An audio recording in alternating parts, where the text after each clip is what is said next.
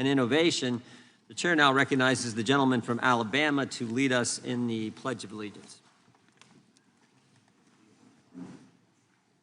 I pledge allegiance to the flag of the United States of America and to the republic for which it stands, one nation, under God, indivisible, with liberty and justice for all.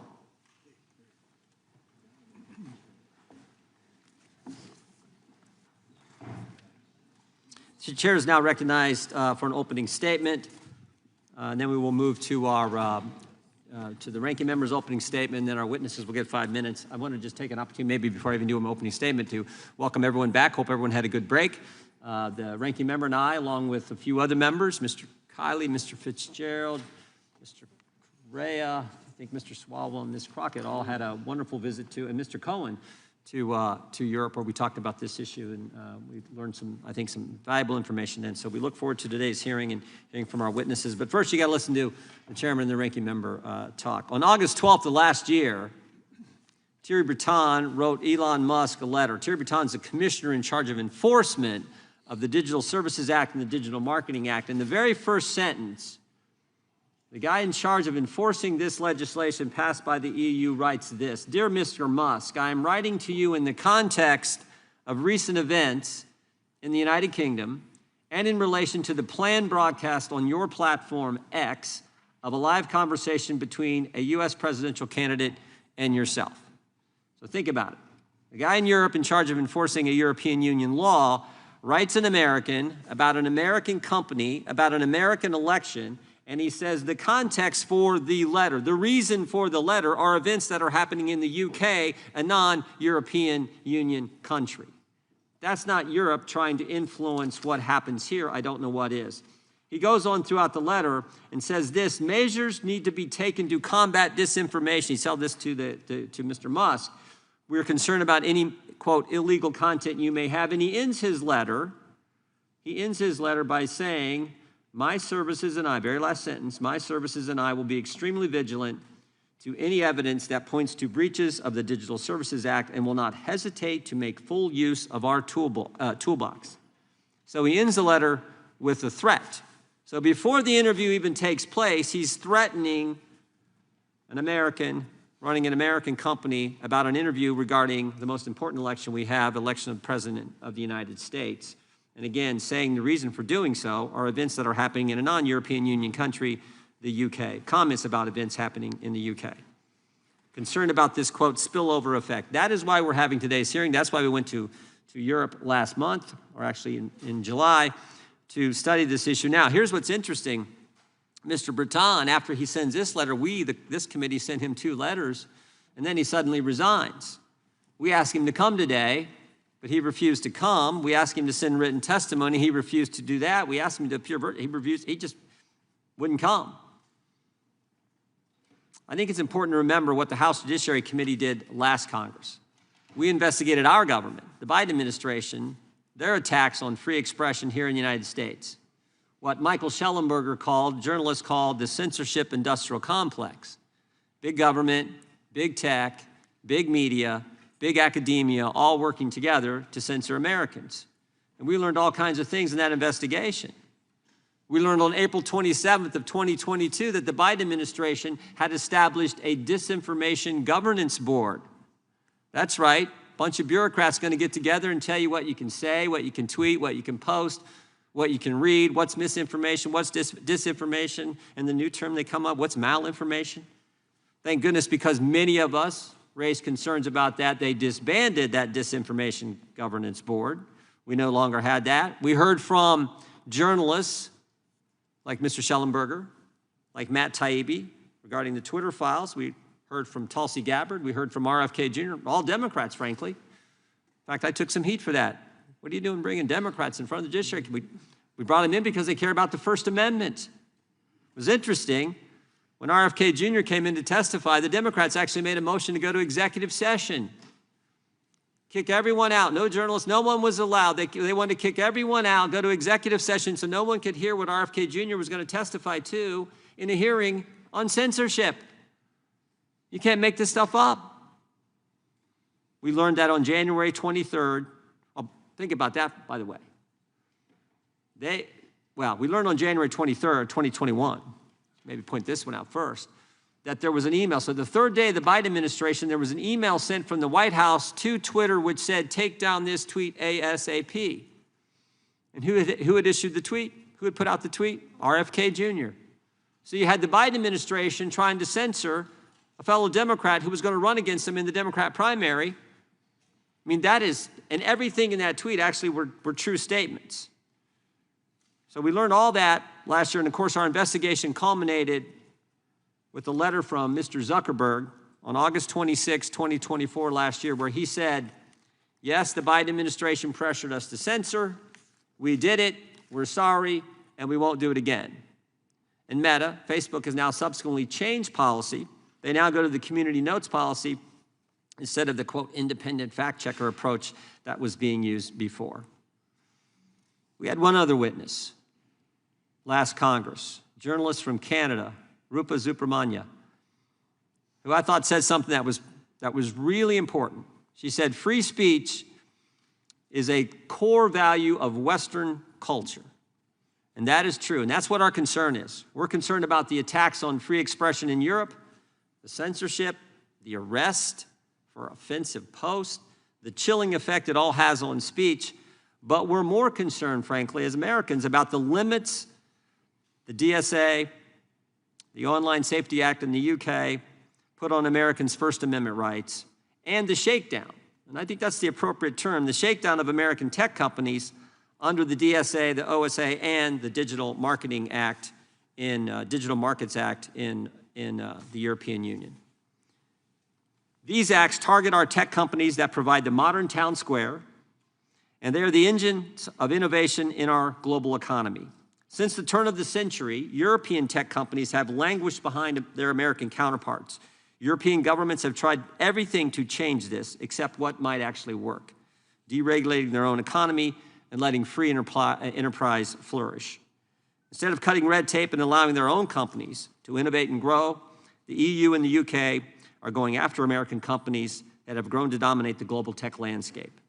Regulations like the EU's Digital Markets Act and the UK's Digital Markets Competition and Consumers Act impose burdensome requirements on US tech companies while leaving their European counterparts untouched. But these attacks on American companies won't result in a so-called European champion. Instead, China wins as Europe hurts both itself and America. They make the user experience worse. They distort the digital marketplace by allowing less innovative and less efficient foreign competitors to simply steal from US tech companies. In addition to attacking American tech companies, Europe is attacking free speech around the world, including here in America.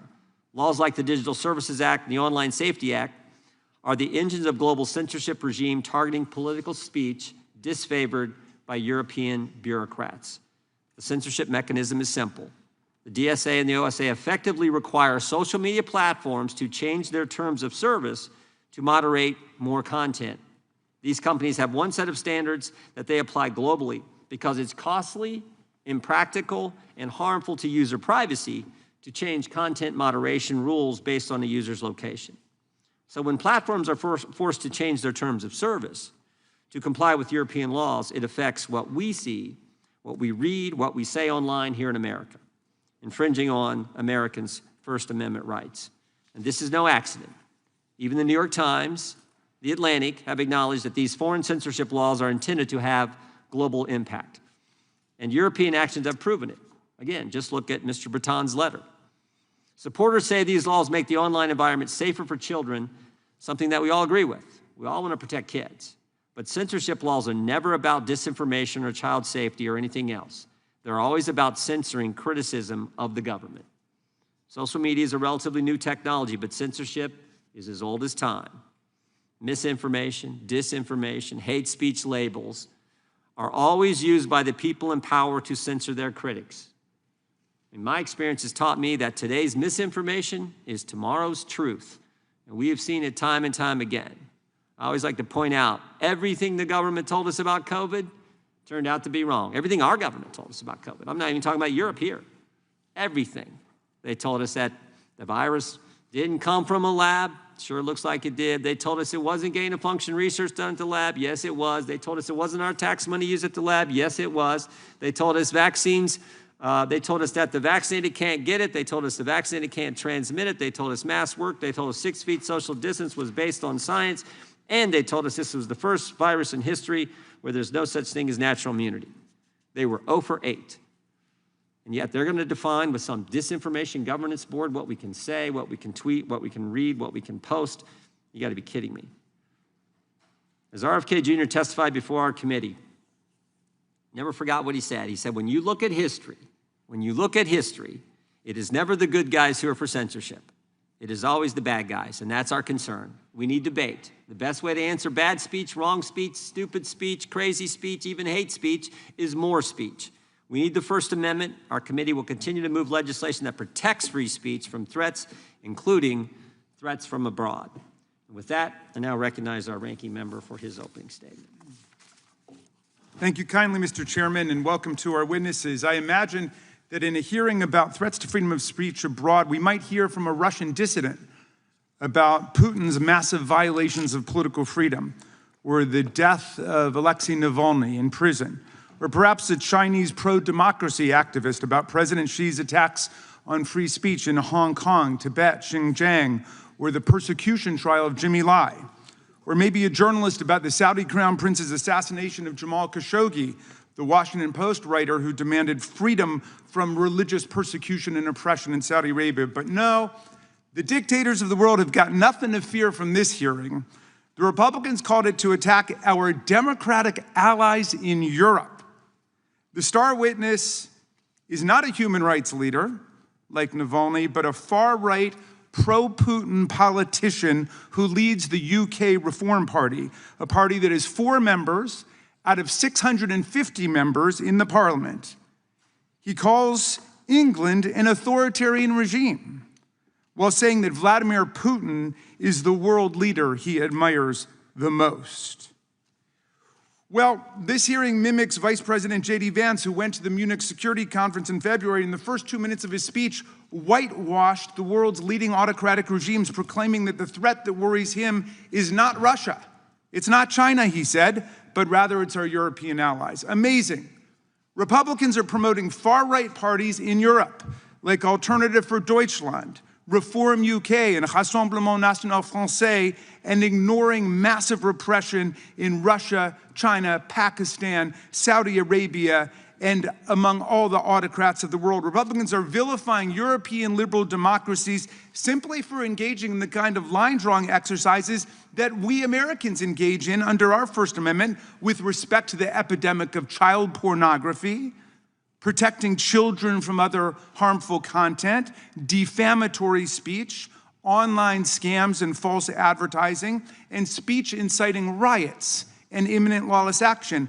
All forms of speech that the First Amendment does not protect and whose tricky contours must still be drawn by law. We could have a meaningful hearing on this complicated subject, but this hearing is just a drive-by hit against a strong Democratic ally to benefit a Donald Trump sycophant and wannabe.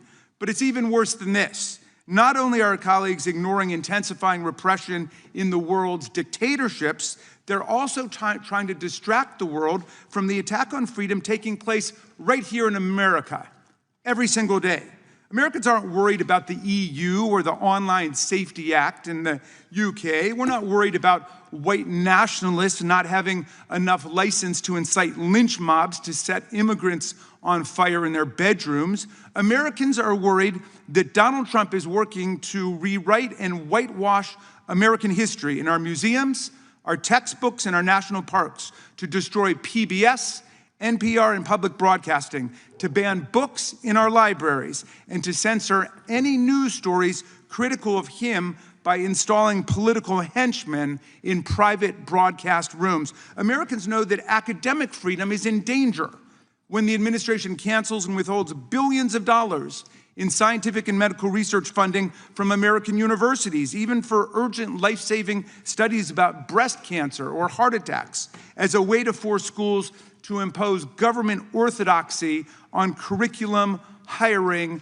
admissions, and any student and faculty speech that MAGA considers politically incorrect. Americans see Trump trying to harass, intimidate, control, and shut down the press, like ABC, CBS, NBC, NPR, and PBS.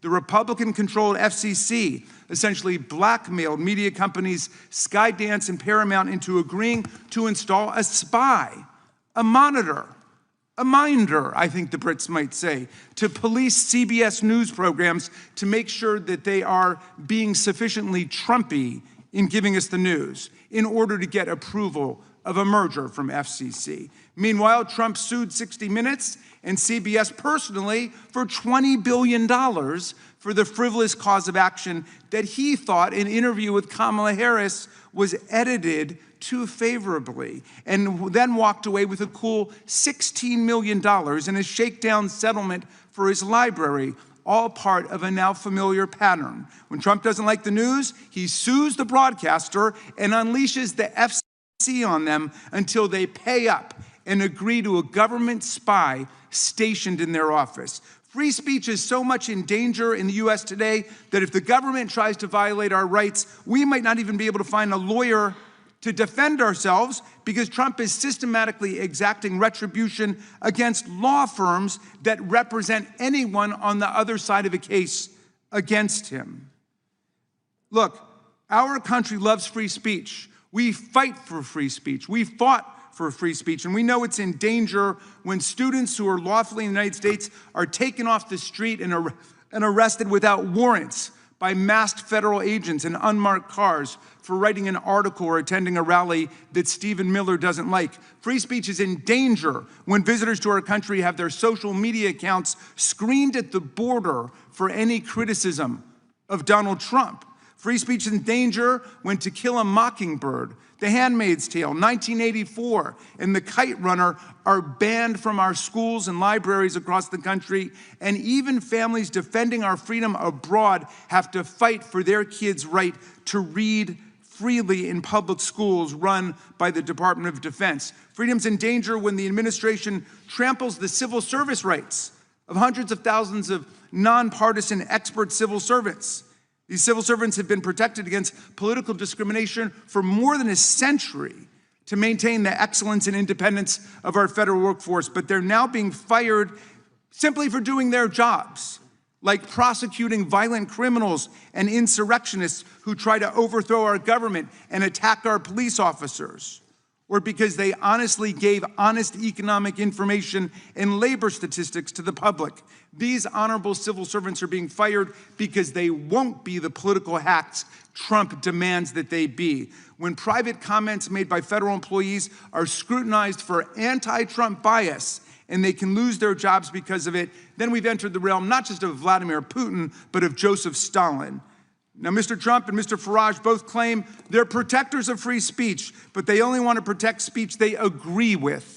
In the UK, Mr. Farage is openly promoting the abolition of the Human Rights Act of 1998 to be replaced with a British Bill of Rights that limits the right of free speech to British citizens and legally sanctioned residents. He complains that racist threats against immigrants are not protected free speech, while he proposes to strip migrants, tourists, and perhaps even visiting American congresspeople of any free speech rights at all. I had my own close encounter with that when Mr. Farage and his team presented for more than an hour in a conversation we had about free speech. And after 3 minutes of talking, he cut me off and terminated the meeting because he didn't like what I was saying. That's the kind of free speech he's committed to. There is a free speech crisis in America today, but there's no free speech crisis in Britain. UK Prime Minister Keir Starmer has not shut down GB News, where Mr. Farage has his own show, just because Mr. Farage has used his airtime to call for banning peaceful protests that he disagrees with. No one has stopped him from going on Russian TV 17 times and saying also and repeating that the one world political leader he most admired was Vladimir Putin, even though Vladimir Putin is a war criminal and a dictator who has regularly interfered in other countries' democratic elections. No one has stopped Mr. Farage from parroting Putin's absurd talking points, like when Farage claimed that NATO, the US, and Britain provoked this war in Ukraine. For a man who fashions himself as some kind of a free speech martyr, Mr. Farage seems most at home with the autocrats and dictators of the world who are crushing freedom on earth. Mr. Farage wants to get rid of the Online Safety Act in his country, a law shepherded by the Conservative Party and implemented by the Labor Party, which bans child pornography online, protects children from harmful content, forbids non-consensual pornography and other unlawful content. He should go and advance the positions he's taking here in Congress today in Parliament, which is meeting today, if he's serious about it. To the people of UK who think this Putin-loving free speech imposter and Trump sycophant will protect freedom in your country, come on over to America and see what Trump and MAGA are doing to destroy our freedom, kidnap college students off the street, ban books from our libraries, militarize our police and unleash them against our communities, take over our universities, wreck our professional civil service, and turn the government into a money-making machine for Trump and his family. You might think twice before you let Mr. Farage make Britain great again. I yield back. The gentleman yields back. I would just point out that the encounter that the ranking member had with Mr. Farage was a little different at my recollection than how it was described. And I would also point out that the gentleman alleges there's no free speech in America under President Trump, while his staff member is holding up countless number of articles criticizing the Trump administration. I think that's a little bit of a, well, let's say that's not how I think it actually goes. So we now will introduce today's witnesses. We will start with the Right Honourable Nigel Farage. Mr. Farage is a member of Parliament from Clacton and the leader of the Reform UK Party. He is also a television host and was a leading proponent of the Brexit campaign. Mr. Loren Price is an attorney with ADF International, a nonprofit organization that works to protect religious freedom, free speech, parental rights, and the sanctity of life. Before joining ADF International, he was an attorney in Ireland. Mr. Morgan Reed is the president of the App Association, a trade association comprised of app developers and connected device manufacturers. He routinely testifies before Congress on matters of interest to his members, including artificial intelligence, competition, and other issues. And we have Professor David Kaye. Mr. Kaye is a clinical professor of law at the UC Irvine School of Law. Professor Kaye previously served as the United States Special Rapporteur on the promotion and protection of the right to freedom of opinion and expression. We welcome our witnesses and thank them for appearing today. We'll begin by swearing you in. Would you all please rise and raise your right hand? Do you swear or affirm under penalty of perjury that the testimony you're about to give is true and correct to the best of your knowledge, information, and belief, so help you God? Let the record show that each of the witnesses answered in the affirmative. You can, thank you, please be seated. Please know that your written testimony will be entered into the record in its entirety. Accordingly, we ask that you summarize your testimony in 5 minutes. I think we'll just go down the line, and we will start with Mr. Reed, then Mr. Price, Mr. Farage, and then Professor Kaye. So, Mr. Reed, you're recognized. 5 minutes. My name is Morgan Reed, and I'm the president of ACT, the App Association. Our members are small and medium-sized tech companies from your districts and around the world. We build and sell the apps and the products you love. If you're scheduling a haircut, tracking your productivity at work, or using online tools to train your employees, it's likely one of my members made that happen. I'm here to tell you that our European members are just as good, just as smart, and just as entrepreneurial as our American members. Whether it's Clement Sauvage in France, Mitchell Volkring in the Netherlands, or Mark Thomas in the UK, their companies are busy trying to change the world. The difference between them and our American members can be seen in the ever-growing wall of ex-ante regulation and compliance requirements from an EU government that is constantly asking how government can be more involved rather than less. Unfortunately, the DMA is a perfect encapsulation of the problem. Ostensibly, it exists to make it easier for EU companies to compete with the US tech lead. Instead, it just creates leadership in red tape. Small companies find value in the bigger platforms for 3 boring and absolutely vital reasons. They need to offload overhead, have access to a global market, and have customer trust. Because small businesses are always overworked and undermanned. For us, offloading overhead is critical. A small business is trying to ship a product, not learn about tax laws in 160 countries. We don't want to sign multiple contracts with middlemen to handle shipping or web storage, or send bills to dozens of different platforms, each with their own PO system. Small businesses need to focus their time on serving the customer to compete. And of course, to grow your small business, you need customers. and that means access to a global market. If your product has fewer than 100 customers in your state, that's a hobby. But 100,000 customers worldwide, that's a business. Nearly every one of the DMA's designated gatekeepers are actually gateways to a global market. But you might say, Morgan, the internet itself is a global market. And we would agree, but the internet lacks one key characteristic: trust. Today, many of us take for granted the measures of keeping malware and other harmful content off of our devices and off of our shopping sites. But DMA threatens to change this by forcing companies to roll out the red carpet for bad actors. As a result, consumers will rationally steer away from startups and small developers they've never heard of and towards larger, more established rivals that spend millions on marketing and buy Super Bowl ads to build their brand. Don't forget who's pushing the DMA. It's companies like Spotify, Yelp, DuckDuckGo, companies you've heard of. And just in case you think I'm exaggerating, the first business to take advantage of the DMA's requirements wasn't some brilliant startup being kept down by big tech. It was an app called Hot Tub, a porn aggregator that can now be sideloaded and could even operate without parental controls. This is the most damaging aspect of the DMA.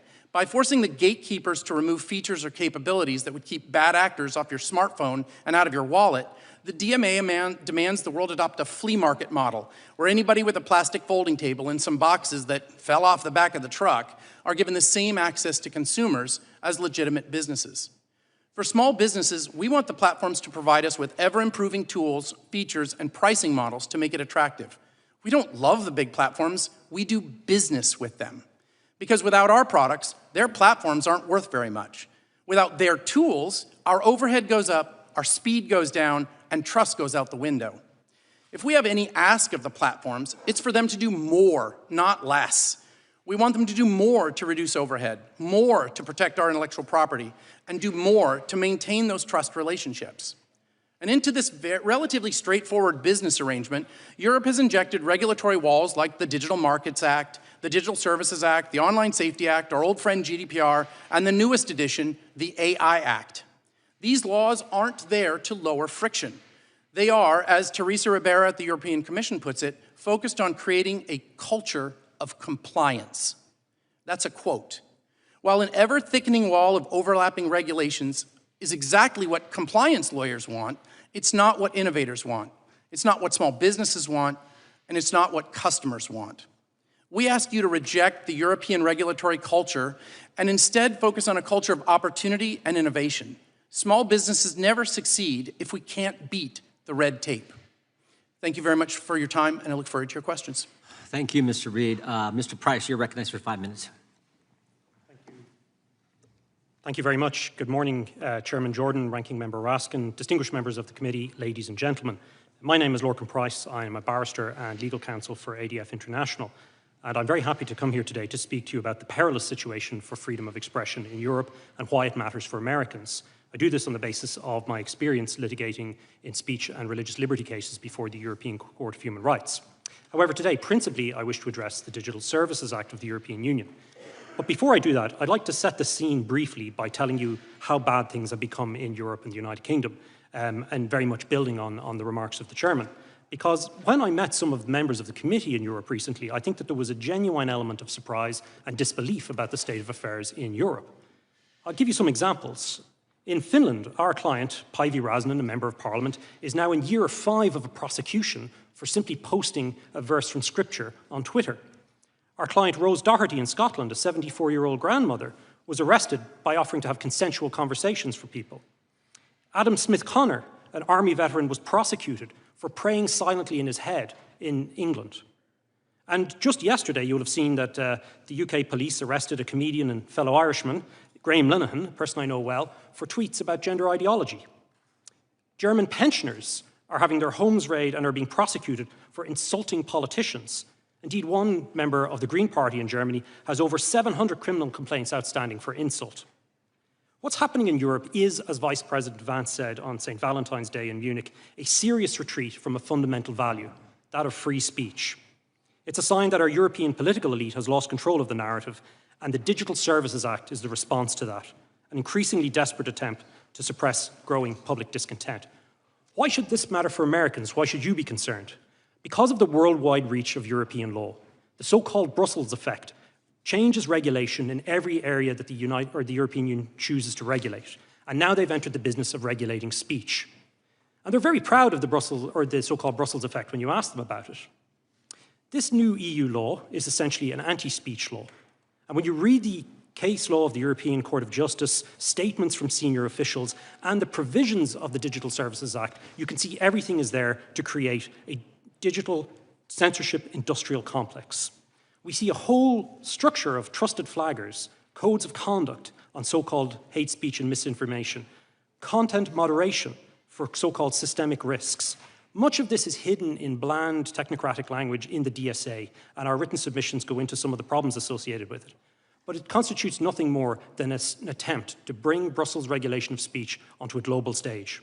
Furthermore, when the European Union is now negotiating trade deals, including with your neighbours to the north in Canada, they insist that the Digital Services Act is part of that. So it's very clearly a global intent. It means that the European Union will set the global standard when it comes to speech. And because of the laws that I just outlined in Europe, the type of prosecutions we're seeing, it's an extremely low standard. It draws, I would suggest to you, a digital curtain where once there was an iron curtain. And US companies bear the brunt disproportionately of this. They're hijacked by the DSA to become essentially the EU's global censorship police, whether they like it or not. The DSA contains expansive powers of investigation, huge compliance costs, and crippling fines if they're found to be non-compliant for removing so-called illegal content. Indeed, I commend your committee's report recently on showing the bias at the heart of the system.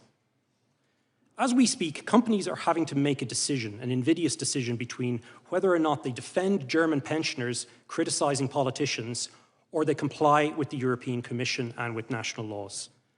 We know from COVID censorship which is the most likely route they take. Compliance is easier and cheaper, but it is not good for speech. Indeed, yesterday I was just informed by a senior lawyer for a major US company that the Germans are prosecuting a 14-year-old boy for a mild online post. They want the identity of another post outside Germany, and they've launched criminal proceedings against US employees of this company for refusing to pass over the identity information. That's the attitude we're dealing with. We've seen it from Thierry Breton, from others in the European Commission. They want this censorship power and they want it globally. The digital square is one of the great gifts from the United States to the world. It has been transformative for our political discussion. But the EU wants to make itself the sheriff of the square, and it's armed itself with powerful tools. And there are more to come, unfortunately, including the Democracy Shield. I agree with Ranking Member Raskin that it is sad when close allies and democracies do this kind of thing, and we must call them out for it. We must take a stand against this new censorship wave. Democracy requires free speech. I'm looking forward to our discussion and any questions you may have. Thank you, Mr. Price. The Right Honourable Member of Parliament, Mr. Farage, is recognised. Well, thank you very much indeed. Good morning, everybody. Thank you, Chairman Jordan, for inviting me here today. And it turns out, with news in the last 48 hours, to have been really rather timely. I'm delighted to reacquaint with the charming Mr. Raskin. That was delightful testimony you gave me earlier on with your speech. But hey, that's fine. You can say what you like. I don't care. Because that's what free speech is. And in a sense, this has all been going wrong now for a couple of decades. We've kind of forgotten the Voltairean principles that we'll fight and defend to the death your right to say something that we fundamentally disagree with. That is the absolute foundation, if you think about it, of free speech, of democracy, of living in freedom. It's kind of why we fought 2 world wars at massive, massive cost to defend that very principle for ourselves and for many, many others around the country. And I first became worried about all this with cancel culture. You know, the idea that we can't have this speaker go to a university because some people might be offended by what he or she have to say. It is important to note that there is not a parent in the United Kingdom, and I would guess it's the same for America too, that is not concerned about content their children as minors can find on the internet. Not a single parent that is not concerned about this. But at the moment, we're not finding the right solutions. I do myself begin to think that hardware might be one of the solutions. That laptops, that handsets could be programmed so that many, many apps and many, many services simply aren't available from these devices. But what we've done is to go down the legislative route. And it's extraordinary that, I come from the land of Magna Carta, I come from the land that gave us the mother of parliaments, and it doesn't give me any great joy to be sitting in America and describing the really awful authoritarian situation that we have now sunk into. J.D. Vance did us all a service at the Munich Security Conference back in February this year. He really got this debate up and running, and it's a vital one. We've run on since then. The Online Safety Act was put in place by the last Conservative government. I don't doubt for a minute they're good intentions, but sometimes the road to hell is paved with those good intentions. And we are now where we are. We have a couple of very famous cases. We, of course, have Lucy Connolly, who put out an intemperate tweet after the savage murder of those 3 beautiful young girls, she herself, a mother who had lost a child. It was intemperate, it was wrong, but she removed it 3.5 hours later, sentenced to 31 months in prison. She's now out, having served 40% of the time.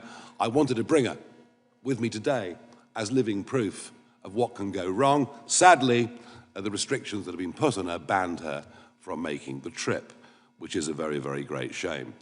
And we, of course, have the extraordinary events that we understood yesterday of Graham Linehan, the comedic writer, and he put out some tweets months ago when he was in Arizona, and months later he arrives at Heathrow Airport to be met by 5 armed police. Armed police, not a big deal in the USA, a very big deal in the United Kingdom. 5 of them. And he was arrested and taken away for questioning. He's not even a British citizen. He's an Irish citizen. This could happen to any American man or woman that goes to Heathrow that has said things online that the British government and British police don't like. It is a potentially big threat to tech bosses, to many, many others.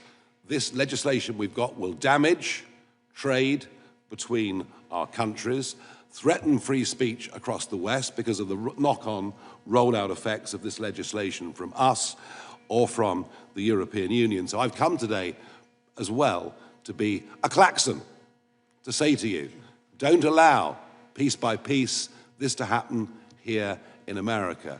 And you would be doing us and yourselves and all freedom-loving people a favor if your politicians and your businesses said to the British government, you've simply got this wrong.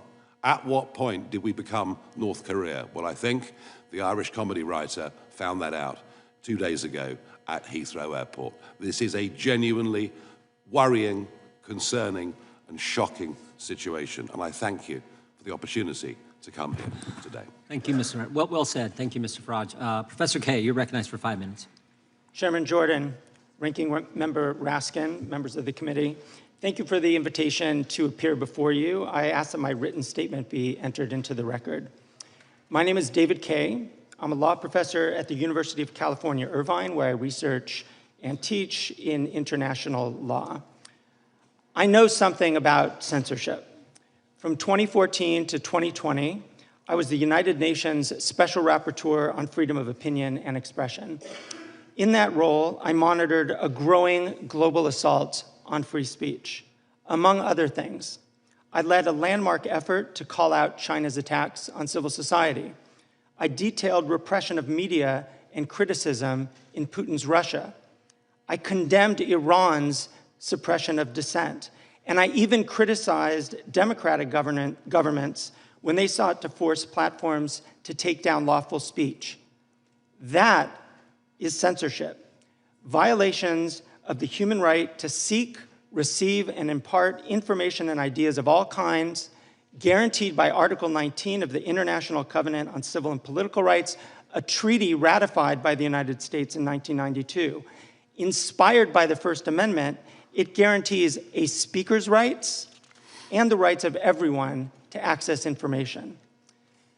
So it pains me that the United States, the country that had my back as special rapporteur, the land of the First Amendment's make no law, now leads the charge to undermine freedom of speech and of the press. The threat is real, live, and I think shocking given our nation's historic commitments. The administration follows a well-worn path. A few examples. The silencing of scientists and public health officials. Just last week, the head of the CDC was fired because she would not agree to change her conclusions about vaccines. The administration has scrubbed websites that doctors and parents use to make decisions. Censoring and punishing speech of visitors.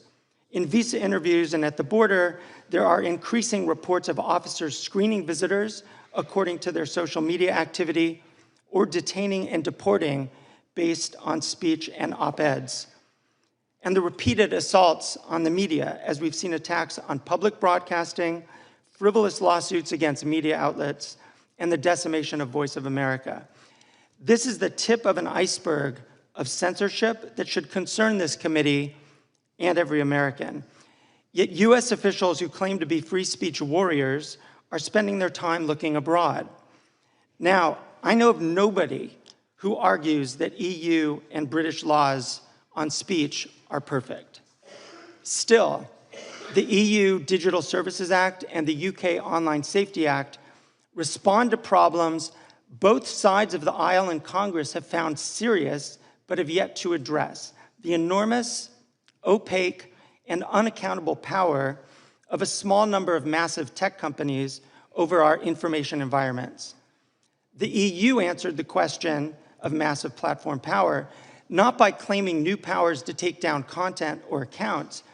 It adopted new rules to empower users, including by requiring notice and an opportunity to appeal content moderation decisions.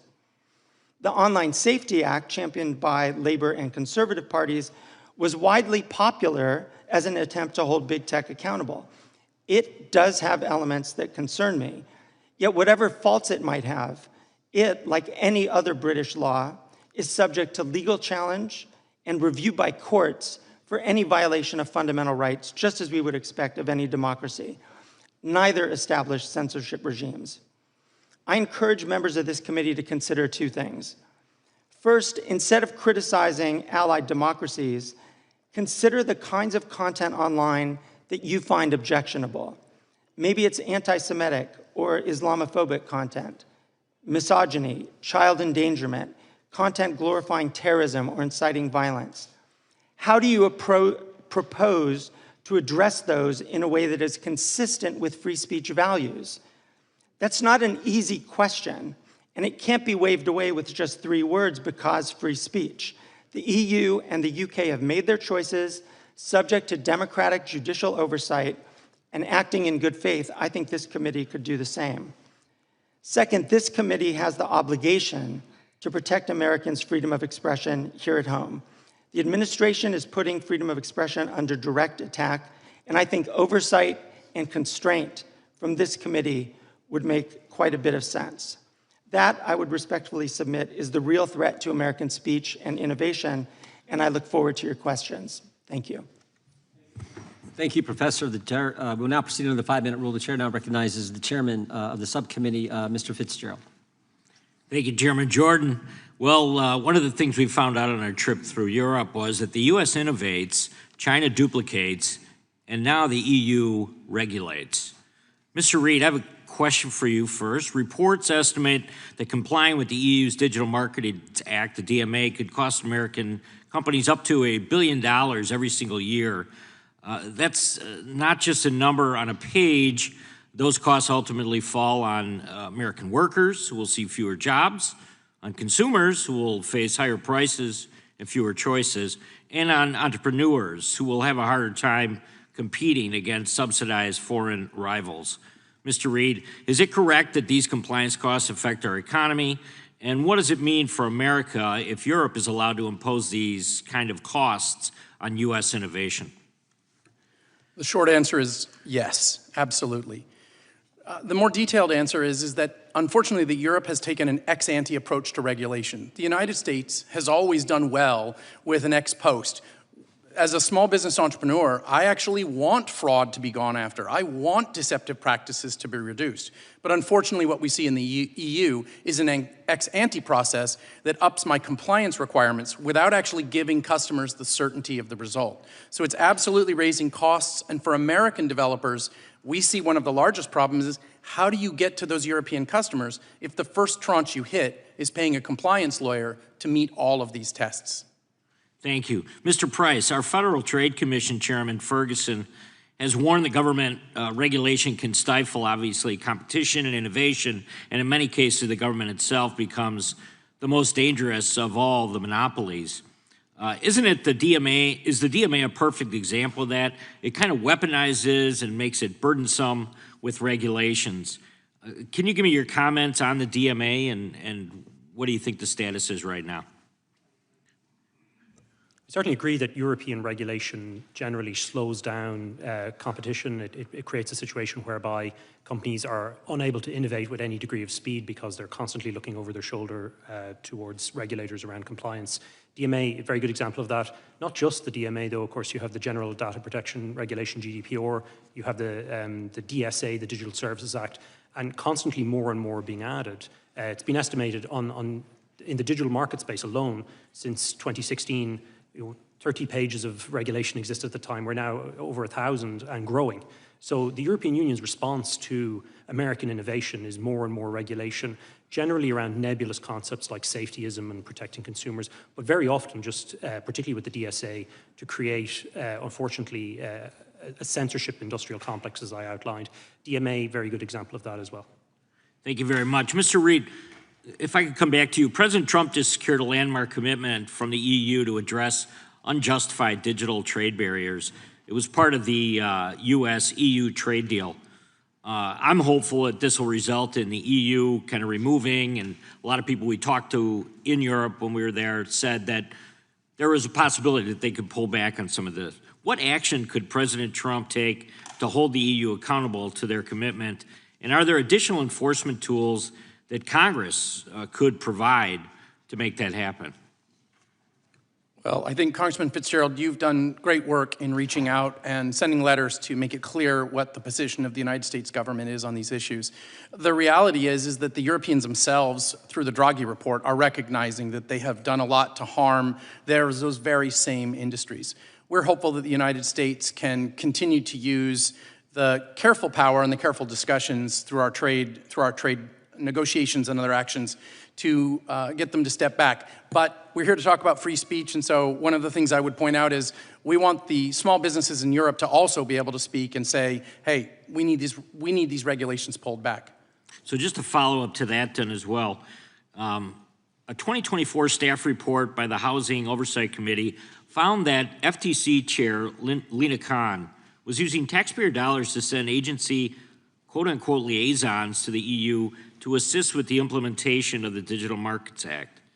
Mr. Reid, do you think it's appropriate for that type of consultation or for the use of taxpayer dollars to help a foreign country implement laws that unfairly discriminate against U.S. companies? Well, we don't think taxpayer dollars should ever be used to unfairly discriminate against United States companies. We're hopeful that U.S. taxpayer dollars can be used to ensure open markets around the world and a safe environment for our entrepreneurs to succeed. Thank you, Chairman. I yield back. Gentleman yields back. The chair now recognizes the chairman of the subcommittee, or ranking member of the subcommittee, gentleman who made a big announcement this week. We're sorry to hear about, but we appreciate your service, and you are recognized for 5 minutes. Thank you. Mr. Chairman, there is a clear and present danger to free speech in America, but it is not across the Atlantic Ocean. It is right here in Washington, sitting in the Oval Office. At a time when the greatest threat to the First Amendment rights of Americans resides in the White House, our Republican colleagues have brought us here today to talk about Europe.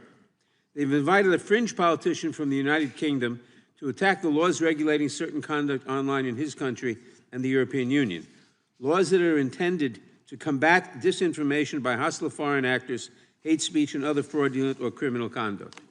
They have sounded the alarms about these foreign laws, but when it comes to the Trump administration's suppression of speech in this country, Republicans are curiously and dangerously silent. There is virtually no corner of society that Donald Trump and his administration have left untouched by their effort to impose their radical views on the American people and to stamp out dissent. Since taking office, President Trump and members of his administration have used the powers of the executive branch in an attempt to silence their political opponents by attacking our core democratic institutions, such as academia, the legal profession, and journalism. These are moves straight out of the authoritarian playbook. For example, the Trump administration has taken aim at colleges and universities, trying to bend them to its will by withholding billions of dollars in scientific research funding, a short-sighted move that will set back innovation in this country by decades. And in some cases, including at my alma mater of Columbia, it has demanded onerous conditions that infringe on academic freedom.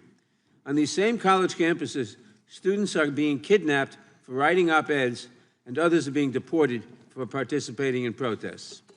The Trump administration has also targeted disfavored law firms that dare to challenge the president or to hold him accountable, or simply for hiring an attorney who clashed with Trump in the past. Some have sadly capitulated to its campaign of extortion. The president has even taken aim at the arts and humanities, launching a hostile takeover of the Kennedy Center and censoring exhibits at the Smithsonian Institution, attempting to whitewash American history and to stamp out free expression. He has also engaged in a dangerous campaign of harassment and intimidation of the media. For example, last October, he sued CBS for $10 billion for editing a 60 Minutes interview with Kamala Harris in a way he didn't like. Although this suit was widely ridiculed by First Amendment attorneys who called it meritless and absurd, Paramount, the parent company of CBS News, was desperate to win approval from the Trump-controlled FCC for its proposed multi-billion-dollar merger and felt pressure to settle this baseless lawsuit. Ultimately, it paid $16 million to settle the suit, and just days later, the FCC approved the merger. What a coincidence.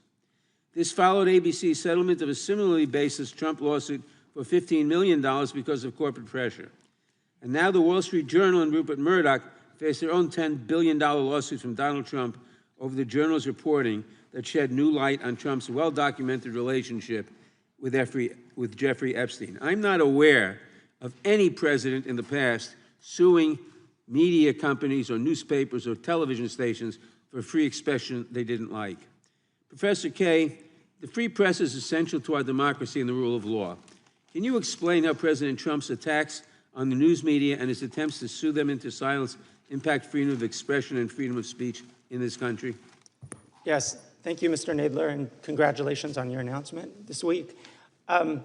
Well, I think it's important to note that when we're talking about attacks on the press, it's not just about attacks on the journalists themselves or the media outlets themselves. It's about every American's right of access to information. It's about the freedom of public debate that we get from a media that isn't intimidated either by suit or by criticism from the Oval Office or whatever it might be. And so I think it's really important to think about these kinds of attacks, not only as those on journalists, but on the entire information ecosystem. And I think it's also important for us to realize that we can't pick and choose what censorship we like and don't like. I think the chairman's statement was really correct when he said censorship used by people in power to censor critics, that's at the core. And we should be examining where do we see that. We tend to see that quite a bit in this country, I think in an unprecedented way. In your testimony, you identified a number of threats to freedom of expression in the United States, including science and public health. It's also been reported that the government has a list of hundreds of words, ranging from issues related to climate change to diversity, equity, and inclusion, that it essentially is banned from government websites and uses to make funding decisions. Is this true? I've seen those reports, and I understand that to be true as well, particularly the use of lists of words, essentially to censor research that would be conducted by scientists at universities and at national academies in the United States. Thank you. My time has expired. I yield back. Gentleman yields back. The ranking member is recognized for unanimous consent. Understand? Yes. Gentleman's Mr. recognized. Chairman, this is a minority fact sheet about the majority's report on the Digital Services Act. Well, we'll look forward to reading that. Without objection. Mr. Chairman, I have another. The gentleman from New York is recognized for unanimous consent. Mr. Chairman, I have a unanimous consent request. I ask unanimous consent to enter into the record an article published by Reuters on October 29th, 2024, titled Fact Check, UK Woman Jailed for Inciting Racial Hatred, Not Posting Hurtful Words, which confirms that Lucy Connolly pled guilty to inciting racial hatred and was not, as claimed in deceptive social media posts, punished merely for posting, quote, edgy words on the internet. Without objection, I'm sure we'll Thank be you, Mr. some Chairman. comments about that later. And the gentleman from California is recognized for 5 minutes. Thank you, Mr. Chairman. Professor Kaye, being a fellow Californian, I'm sure you're aware and could correct the ranking member that our own governor has sued Fox for $787 million. Isn't that correct? I'm not familiar with that. Well, I didn't think you would be, but neither was the ranking member, apparently. MP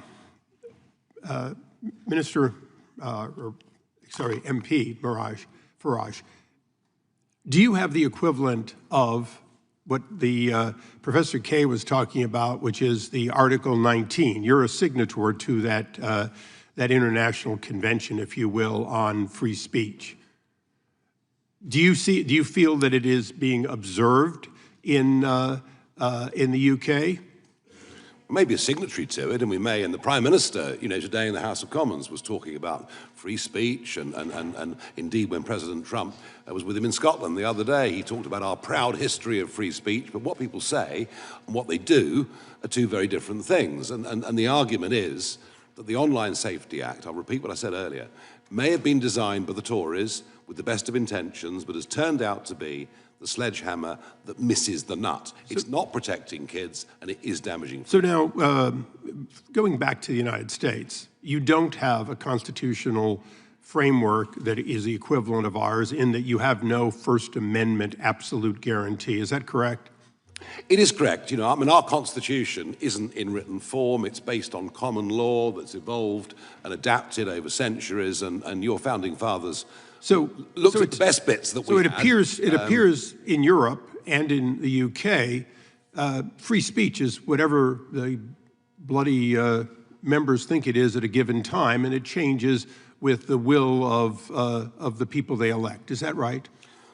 Yes, but I don't think at any point we've really had a proper debate about infringements of free speech until COVID. And I think COVID changed the game. Okay. I think the government, social media platforms, big media, suddenly there were arguments that needed to be made that were banned. So, Mr. Reed, to your knowledge, and I would go to the professor, but he seems to be ill-informed even on our own governor's lawsuits. First Amendment. In the United States, you can sue for anything. Do you often win if you sue against institutions like Fox, Wall Street Journal? Isn't it true that effectively the First Amendment creates a tremendous shield against anything except malicious, deliberate lies? Not my area of expertise. We can absolutely talk about apps, but as an American, yes, that is absolutely my understanding. And you have no such protection, just the opposite. You have no idea in Europe or in Britain about what is going to be allowed or not allowed. In other words, you don't know where to call balls and strikes. You just simply have to pay the fines when you get to them. Well, I only carry one passport, so I'm more aware of the American laws, but that is my understanding correct. Okay, now, we do have a First Amendment, and we are a signatory to Article 19. So I'm going to go a little bit into opinion. Now, I'm the author of No Censorship on Our Shores, meaning, Mr. Price, I know you're familiar with it, I'm not going to tolerate censorship overseas and then have those people come to the United States. Now, Professor Kaye may object to the idea that I'm not going to let people who have been involved in censorship come into the United States because I think it's unacceptable to get away with that overseas. But let's be reciprocal for a moment for Mr. Reed and for everyone. If we're seeing Europe and the UK and other countries stifle what we are guaranteed in the U.S., and particularly arrest somebody for what they said while on U.S. soils, shouldn't this administration be just as strong and reciprocal that we will not tolerate that activity even off our shores. And isn't that ultimately what the United States must make available to the world, essentially guarantee the First Amendment to anyone, anywhere, if they want to do business with the United States? Mr. Price. The leadership of the United States on this issue has been transformative for the discussion in Europe. And from the President, Secretary Rubio, and the Vice President, they have transformed the issue, and I hope more comes. So, to the fringe parliamentarian, as you were called, and probably the future Prime Minister, what say you? Yes, for Mr. Nadler's benefit, it's a very big fringe, and we're doing rather well, but there we are. Look, you know, if you were to follow, Mr. Eisler, the logic of your argument, that you were to ban people from entering America who would pass legislation that was prejudicial against American companies or American citizens and would threaten them with potential arrest if they came across the other side of the pond. I think the practical difficulty with that is you'd have to ban the British government, the entire Labour Party. So I'm not sure in practical terms that it works, but I understand the sentiment. Thank you. I yield back. Gentleman yields back. The gentlelady from California is recognized for 5 minutes. Thank you, Mr. Chairman. Let me be clear. I am not here to defend the European laws, and I've often criticized the approach of European countries to internet-related issues. It's really generally wrong-headed. But I don't really think that's the point of this hearing. I think the real threat to the First Amendment isn't coming from Europe. It's coming from Republican-led states that have introduced bills to close the open internet, and most of all, from Donald Trump, who's actively trampling free speech here at home. I think it's rather absurd for this committee to spend our time criticizing laws we have no jurisdiction over while ignoring the countless ways the Trump administration is tearing up the First Amendment. If this committee is really serious about protecting free speech, we need to focus on the Trump administration's literal assault on the First Amendment that's happening right here at home. So, Professor Kaye, I have a series of questions for you. Do you think that arresting international students for being critical of U.S. foreign policy is an attack on the First Amendment? Yes, absolutely. And isn't that because it's not just the right of the person to speak, but the right of all the rest of us to hear? The First Amendment isn't just about the speaker, it's also about the listener. Isn't that correct? Right, that's true. Now, a federal judge agreed with you and with us, warning that arresting students for their views chills the speech of millions of Americans. The government can't punish speech simply because they don't like its content. This year, as has been mentioned by others, President Trump's FCC blocked the CBS merger until the network agreed to change its programming and install a so-called bias monitor. The head of 60 Minutes resigned, saying he could no longer make independent decisions about the news. Doesn't that sound like a violation of the First Amendment's guarantee of a free press? It does, and I think it's important to underline that restrictions on free speech don't come just from a law or the police outside your door. It can come from a whole network of intimidation, of public attack that really does chill speech, including the kinds of attacks that lead to deportations of people who are here just to study. Since January, the Trump administration has revoked over 6,000 student visas because the speech of these students didn't align with what Trump agreed with. And now they're doing the same to immigrants who are applying for citizenship. Does that raise First Amendment concerns, do you think? I think it raises First Amendment concerns, but it's also in a broader way, it's raising concerns about our tolerance of dissent, of this government's tolerance of criticism. And not everything is specifically about the First Amendment and the ability to enforce it in our courts. Sometimes it's about leaders in our country actually promoting a culture of open debate and open access to information, the very things that we've heard a lot about already this morning, a kind of marketplace of ideas that some people still talk about, that's not just about what the law provides, that's also about how our leaders behave towards that kind of open debate. The Federal Trade Commission held up a merger of two major advertising firms, Omnicom and Interpublic, until they agreed to run ads on X, essentially a government-ordered gift to Elon Musk. Isn't that a blatant violation of free speech standards, forcing private companies to promote speech they otherwise wouldn't? It's certainly a kind of extensive use of the term of jawboning that has come up over the last several years. And it's a kind of pressure that absolutely interferes with free speech. And it's also the kind of weaponizing of our federal agencies in support of a particular actor, a particular business person. It seems to me that these actions affect not just the companies or the individuals that are the target of this abuse, but they're also to scare off everyone else from engaging in that behavior. Would you agree with that? Yeah, absolutely. I think that what we're seeing right now with just this essentially a kind of avalanche of restrictions and intimidations of free speech in this country, that it's designed to chill that kind of debate. It's designed to chill whistleblowers, to chill scientists, to chill professors and students. I think that's essentially what we're witnessing right now. My time has expired, Mr. Chairman. I yield back. Generally yields back. Mr. Chairman, I ask unanimous consent. You see a request from the gentleman, California? Yes, I ask unanimous consent that the Politico ad or news that was dated June 27, 2025, saying Gavin Newsom sues for $787 million be placed in the record. Without objection.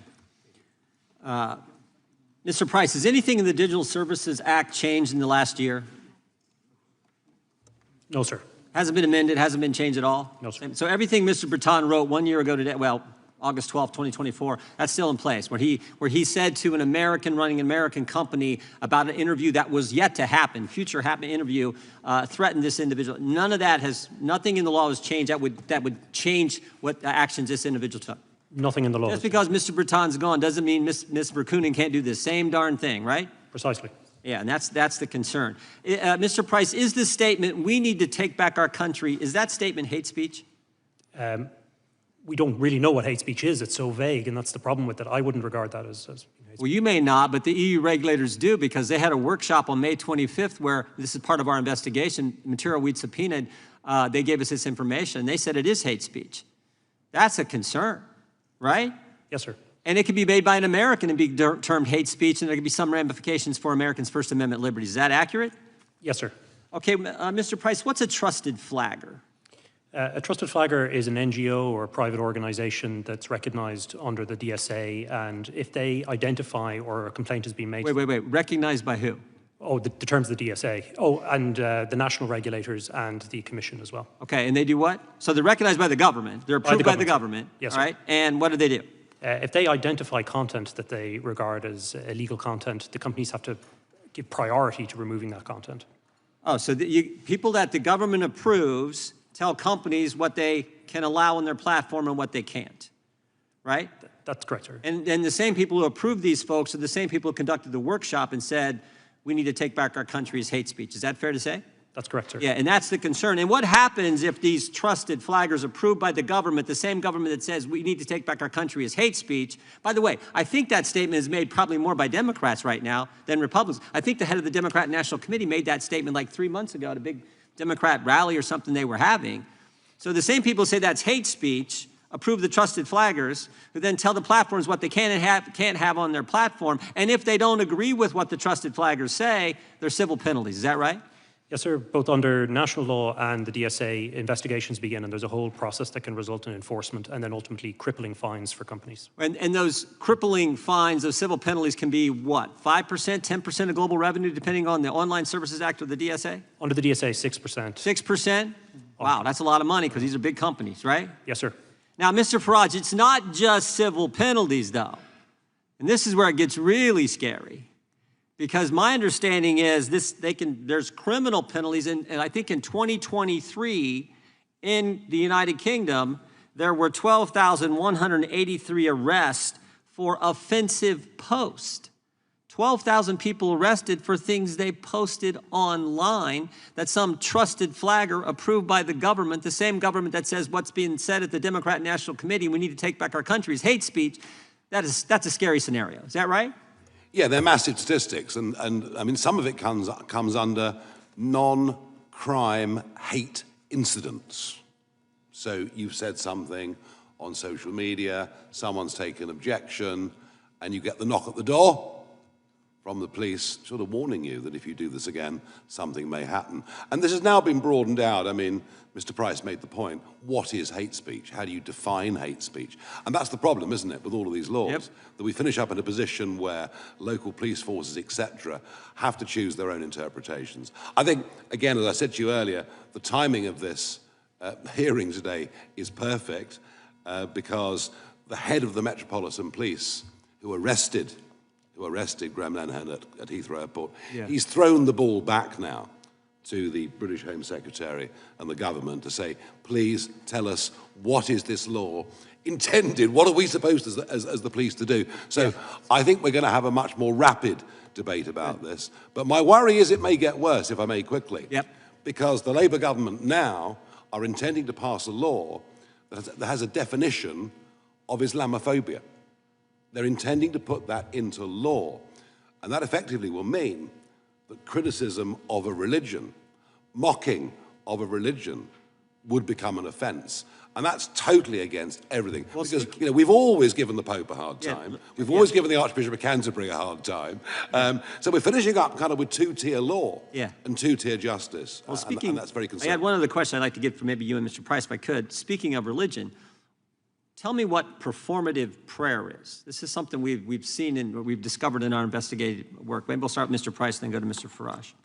Yes, sir. We have a client at the moment who's been prosecuted or was arrested in Bristol for a Christian pastor preaching about the differences between Christianity and Islam. He was then assaulted by a group of people identifying as Islamic people. The police arrived and they arrested him, not the people who assaulted him. This is the state of play in the United Kingdom in terms of free speech. And unfortunately, across Europe, I mean, I have a whole file of cases here where people have been arrested for criticisms of Islam, where they've been prosecuted. So things are getting pretty bad. Yeah, that extends to abortion clinics, doesn't it? And the abortion debate in Britain and Europe is different to the abortion debate in America. It's in a different place. Mm-hmm. But we have seen people warned or arrested if they've been seen to be praying outside abortion clinics, even if they're doing it silently. Hence, it's performative in the sense they're doing that. And you know, I'm afraid you now have to be a certain distance away from one of these clinics. But if other members of the public object and say that your praying there is causing them psychological harm, well, the police may intervene. Thank you. Mr. Chairman, may I comment on one of these issues very briefly? I'm fine if the ranking member, okay. I may have to ask you a question after you comment. When you do that, go ahead. I realize I'm opening the door. Yeah. I just wanted to note on this question of what is hate speech. First off, the question of identifying hate speech is not something that happens in a vacuum. In the UK, in Europe, there are very strict rules around the definition of hate speech that connect it not merely to speech, but to incitement. So it's incitement to violence or hatred or discrimination. And I think that's just an important baseline point, that this isn't just about pure speech, it's about the kind of speech that might lead to violence. And related to that, when you mentioned this hypothetical of take back our country, and is that hate speech? My understanding is that that came up in the context of a hypothetical related to persistent harassment of a Muslim girl. And that was the hypothetical. And the question was, in that particular context, did that constitute a kind of incitement to some violence against this young girl? So I think it's important to put some of these kinds of abstract questions into that kind of context. Professor, did you agree with the Biden administration when they established the Disinformation Governance Board?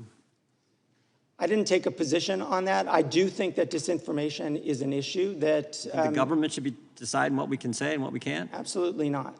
Okay, well, that's good to know. I'll give the ranking member a little extra time if he so desires. With that, I'll recognize the gentleman from Tennessee. Thank you, Mr. Chair.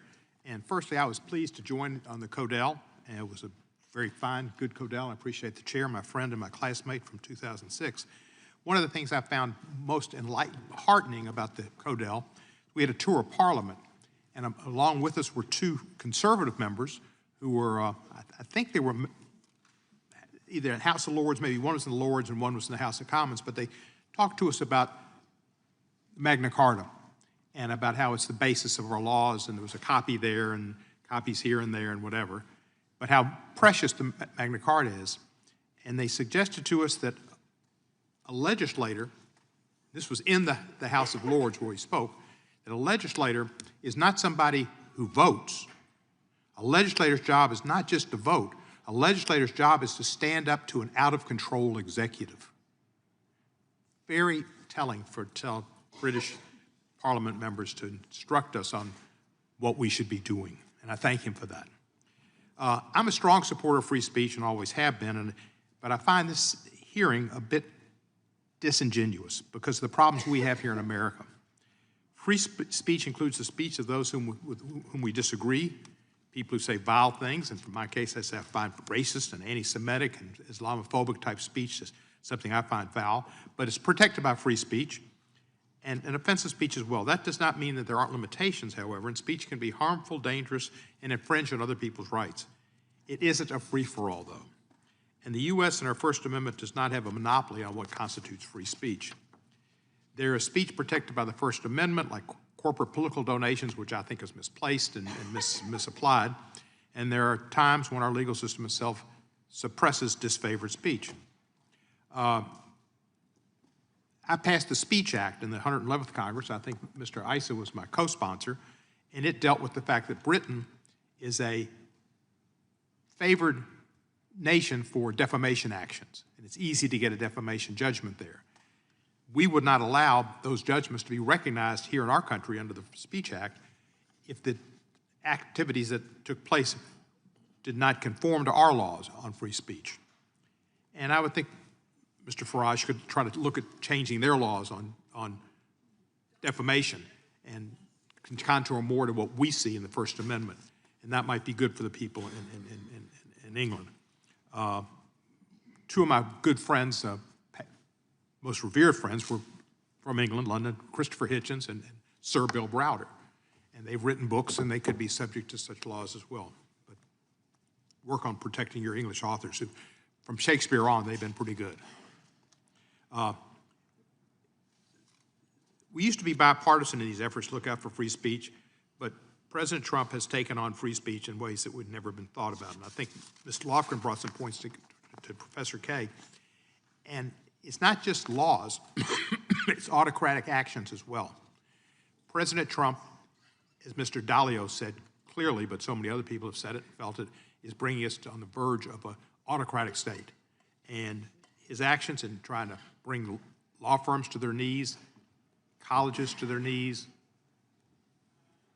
federal employees, students, et cetera, is anti-free speech, anti-opportunity, and fear for themselves and their futures if they speak out. Even Congress people could be subject in the future, I'm sure, with some of the ways we're seeing this Justice Department act with questions about their speech.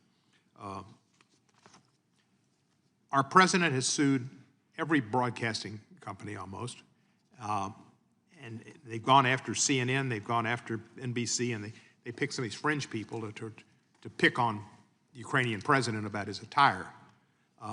It's bizarre what's going on in our country, and I'm concerned.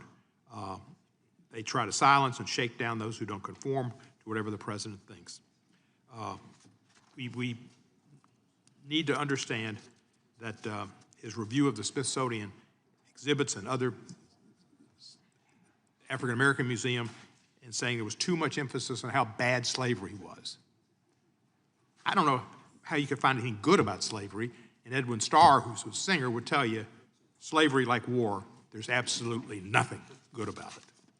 So we shouldn't be trying to. Professor Kaye, how would you compare, from your expertise, how we evaluate and compare with relative states of freedom of expression written in the United States? Where do you see the comparisons? Well, I think right now we're at a very dismal place in the United States, but I do think that it's also worth thinking a bit about some of the issues that Mr. Farage raised. So, for example, he mentioned the issue of a law against Islamophobia, but there's also a lot of discussion about laws against anti-Semitism and against other attacks on people on their status, on the basis of their religion and so forth. Those are actually valuable conversations to have. But you can't just sort of pick and choose which censorship or which restrictions are okay and which are not. You really need to have a general view as to what's appropriate. And I think, again, the chairman's point about censorship being a focus on criticism is the appropriate one. And to the extent that we can make that comparison, which country is really doing more, or which countries are really doing more to tamp down, to silence critics, that's the harm to our democracy. And right now I see that more in the United States than I see in Europe or the UK. Thank you, I'm a gentleman, Professor. And I'd just like to say to you, welcome. I have a lot of British friends and respect for Britain. I have a great time when I'm there, but I'm happy we won the war. The gentleman yields back. Gentleman from Arizona is recognized. Thank you, Mr. Chairman. The statement that Trump is bringing us to the edge of being an autocratic state in and of itself disproves the premise of that statement. Think about that. It's absurd. Under the First Amendment, the general proposition is that government should not be regulating the content of its citizens' speech. You have the opposing idea that it's the responsibility of government to decide not only what its citizens should think, but what content they are allowed to see and engage with. To some, the reality of the government regulation of speech may sound like it's a distant, authoritarian notion that won't come to the United States of America, but I would ask you to just think back again. I'm reminded of Orwell's 1984. Think of the memory hole that people are trying to memory hole right now, some even on this panel, sir, who don't want you to realize how bad a government can be when it attempts to censor right here in the United States. For instance, President Obama, this is from an article I'd asked unanimous consent. President Obama has been the most aggressive administration in history, not only going after whistleblowers, but after pursuing reporters who write their stories. How about this one, the Biden legacy? How about this whole stack, and I'll put these in just a second. It's convenient to memory hole what the Biden administration did, what they did to suppress dissent and contrary opinion. I'll get into that in a second. The actions of European governments show that the type of censorship by government is not only possible, but very much doable. Under the guise of public safety, government officials in Europe have suppressed and arrested individuals who have simply engaged in political speech that is arbitrarily deemed to be unspeakable by the government. This kind of regime doesn't just appear on the scene, though. It takes time to develop. And we've seen it here, and that's why I'm taking this opportunity to remind you that FISA must be reformed. FISA must be reformed. So, Mr. Price, you alluded to this, and so I have this document right here that compares the GDP growth of EU versus the U.S. 1998 to 2023.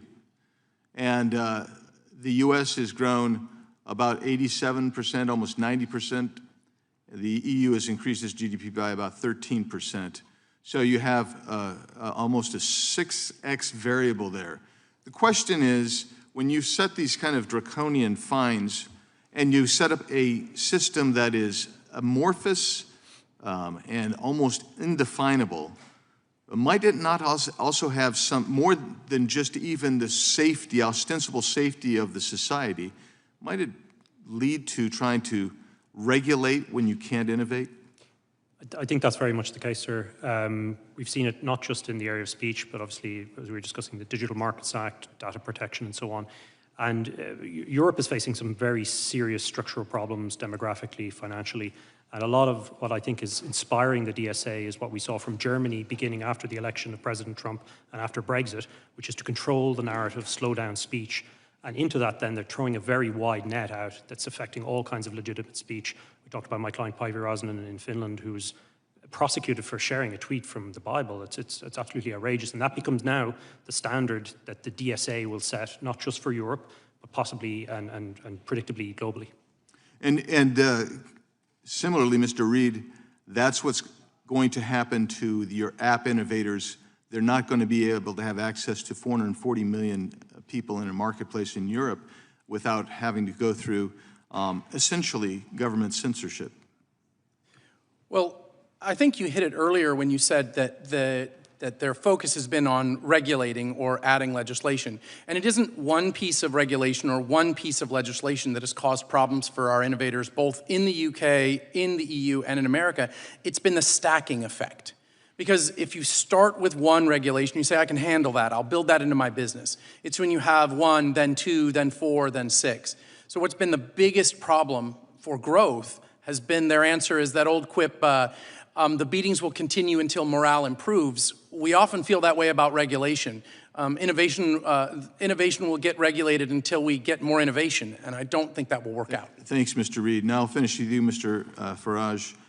What happened to the great countries of the West? I mean, seriously, and their liberal understanding of civil rights and the ability to speak one's mind openly without fear of arrest or censorship or abuse of harassment by the government?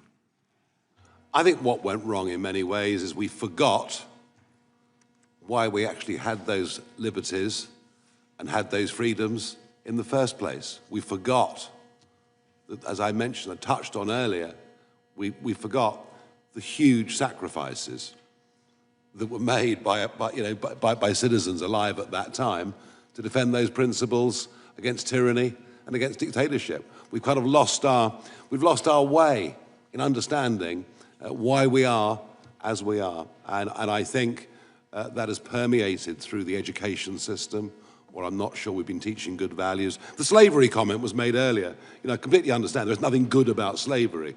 But take our country, we spent decades driving slavery off the high seas. So whilst we were perpetrators to begin with, we actually, in the end, drove it off the high seas. So we need to teach our kids a sense of balance about our history, about the sacrifice that's been made. That's my feeling. Mr. Chairman, I have some unanimous consent. Gentleman is recognized. This one, GDP growth comparison EU to US 1998 to 2023. This one, Biden's press freedom legacy, empty words and hypocrisy. Massive government censorship during and about COVID from the New Civil Liberties Alliance. The Fifth Circuit agrees that federal officials unconstitutionally coerced or encouraged online censorship under the Biden administration. This one, information during the pandemic suppressed. Feds blew $267 million fighting misinformation under Biden as Trump vows to ban censorship cartel. This one, how the FBI violated the privacy rights of tens of thousands of Americans. This one, Inspector General report on FBI's FISA abuse tells us one thing: we need radical reform. This one, UK comedy writer Graham Linehan arrested over social media posts criticizing trans activists. Why did Lucy Connolly receive a 31-month sentence for Southport tweet? Policing thought crime should have no place in the UK. Britain's emerging police state. Knock, knock, it's the thought police. As thousands of criminals go uninvestigated, detectives call on a grandmother. Her crime, she went on Facebook to criticize labor counselors. This one, UK steps up free speech crackdown as armed police arrest comedy writer Graham Linehan at Heathrow Airport. And this one, Britain's new thought police, how labor plans to police your online speech. Thank you, Mr. Chairman. You bet. Without objection. Mr. Chair, I'd like to offer two unanimous consent requests. I'm not going to challenge the forest as much as the gentleman and the others, but two that records letters to you, one to you and one to Commissioner Verkunen, pushing back on the framing of this hearing from 30 EU and U.S. academics. Thank you. Without objection. Gentleman from Georgia is recognized. Thank you, Mr. Chairman. Mr. Farage, welcome to the United States of America. This isn't your first time here, correct? Correct. You were here in 2024 in Milwaukee, weren't you? I've been coming here since 1982 on a very regular basis. I work for American companies. What for many, purpose many were years. you coming to Milwaukee for? Why did you come to Milwaukee? I've been in Milwaukee many times. I think that particular in event 2024 was a was convention. the convention, the Republican I think convention. that's right. I think you're right. The Trump convention. I think you're right. Very good. Where Trump was coronated. Well, he won, didn't he? I mean, yes, he had that's already what won. happens, We already knew who had won. It's called And political it was parties. his coronation, and you attended, and you also attended Trump rallies, correct? I've attended lots of Trump rallies. Make America Great Again rallies, Yes. many of them. And you Upbeat, publicly, optimistic, happy, you- wonderful, joyous you events. publicly yes. endorsed his... I've thoroughly enjoyed them. I've even spoken to the You couple. endorsed him for president, and you attended his election night watch party. I did. And you consider Trump to be your mentor, correct? No. He's not your mentor? No. But he is somebody who you want the support of, and you have the support. Yes, of. I do. I think he's a very, very brave man. Because And I you think are his view getting of the ready to world run for Prime is, Minister of Great Britain, correct? Oh, I've been trying for years, yeah. And as it stands right now, you head up a party. How many seats in the Parliament are there? 651, if you include the Speaker, that is. 650. Yes. And how many are a part? How many seats does your party hold? How many seats do the opinion polls say we're going to get next time? Is that your No, question? I mean, oh, I the see. numbers don't lie. You only have 4 seats, right? I'm afraid so, yes. And so you are indeed the leader of a fringe party. Oh, I'm a fringe, all right. Don't worry about that. Yes, absolutely. Everything I've ever done. And as a fringe party leader seeking to run for Prime Minister of Great Britain, you need a lot of money in order to blow up like the MAGA movement has blown up. What you need is a message of truth and a message of hope. And Well, you need money also, right? Money's helpful, but it's not the primary thing you need. So the first thing that came out of the chair's mouth this morning during his opening statement had to do with Elon Musk. Yeah. And you're carrying water for Elon Musk today, aren't you? From what I can see, Elon Musk is abusive about me virtually every single week. But it's a free country, so but you he's never entitled stop to do that. trying to ingratiate yourself with him. Wrong. Well, I mean, wrong. You are familiar with the fact. wrong. I have. You are familiar with the I've had fact, Mr. Farage, I have had a that public fallout with Elon Musk. that Donald Trump's campaign benefited to the extent of $250 million from Elon Musk. Well, I mean, how much? You are familiar with that, correct? How much did Mr. Zuckerberg give to the Democrats? I mean, this is what happens, and people are. Well, he didn't give any money on Musk. to, Let me be clear. to the I have Democrats. had. He was sitting behind Trump with the rest of the tech bros, and you are here today I'm going to answer your impress question. all of those tech bros, including Keep going Elon as long Musk. as you Isn't want. that correct? I'm going to answer your question very, very honestly. You need money from Elon Musk in order to get elected Prime Minister of Great Britain. That's the bottom line. Isn't that correct? We consider all day, as long as the chairman allows us. I don't mind. I had a very public falling out with Elon Musk. But you're still trying to get some money from him, though. Over a political issue. It's not about the prior disputes. I'm sorry, You're trying to ingratiate yourself with the tech bros by coming over here and trying to. Can I get a cup of coffee or something? And you're arguing. Be here a long time. What you're arguing is that the citizens of Great Britain should pay a tariff if these tech companies are not allowed to violate the laws of Great Britain. No, I'm not. That was a falsehood put out by the British Prime Minister today. You didn't say in your Prime Minister's statement. questions. I have never. In your statement. I have never suggested any of the statement, kind. you don't My call for statement is very tariffs clear. as tools to My force statement is Great very Britain. clear. My statement is very. You are not It calling might surprise for, you. You are not Mr. calling Johnson. for. It might surprise you to know tariffs and trade sanctions. Trade. You may not know this, but trade between our countries is actually rather important. You are the biggest investor in our country, and we're the biggest investor in yours. Time of the gentleman from Georgia has expired, but the gentleman What you've be able done, to say sir, is some kind come of here response. to the United Regular States order, to Mr. argue Chairman. The that time- your He's been citizens rude, should he's been pay a disgusting, tariff. he's been hilarious. Hang on. No. The gentleman's time has expired.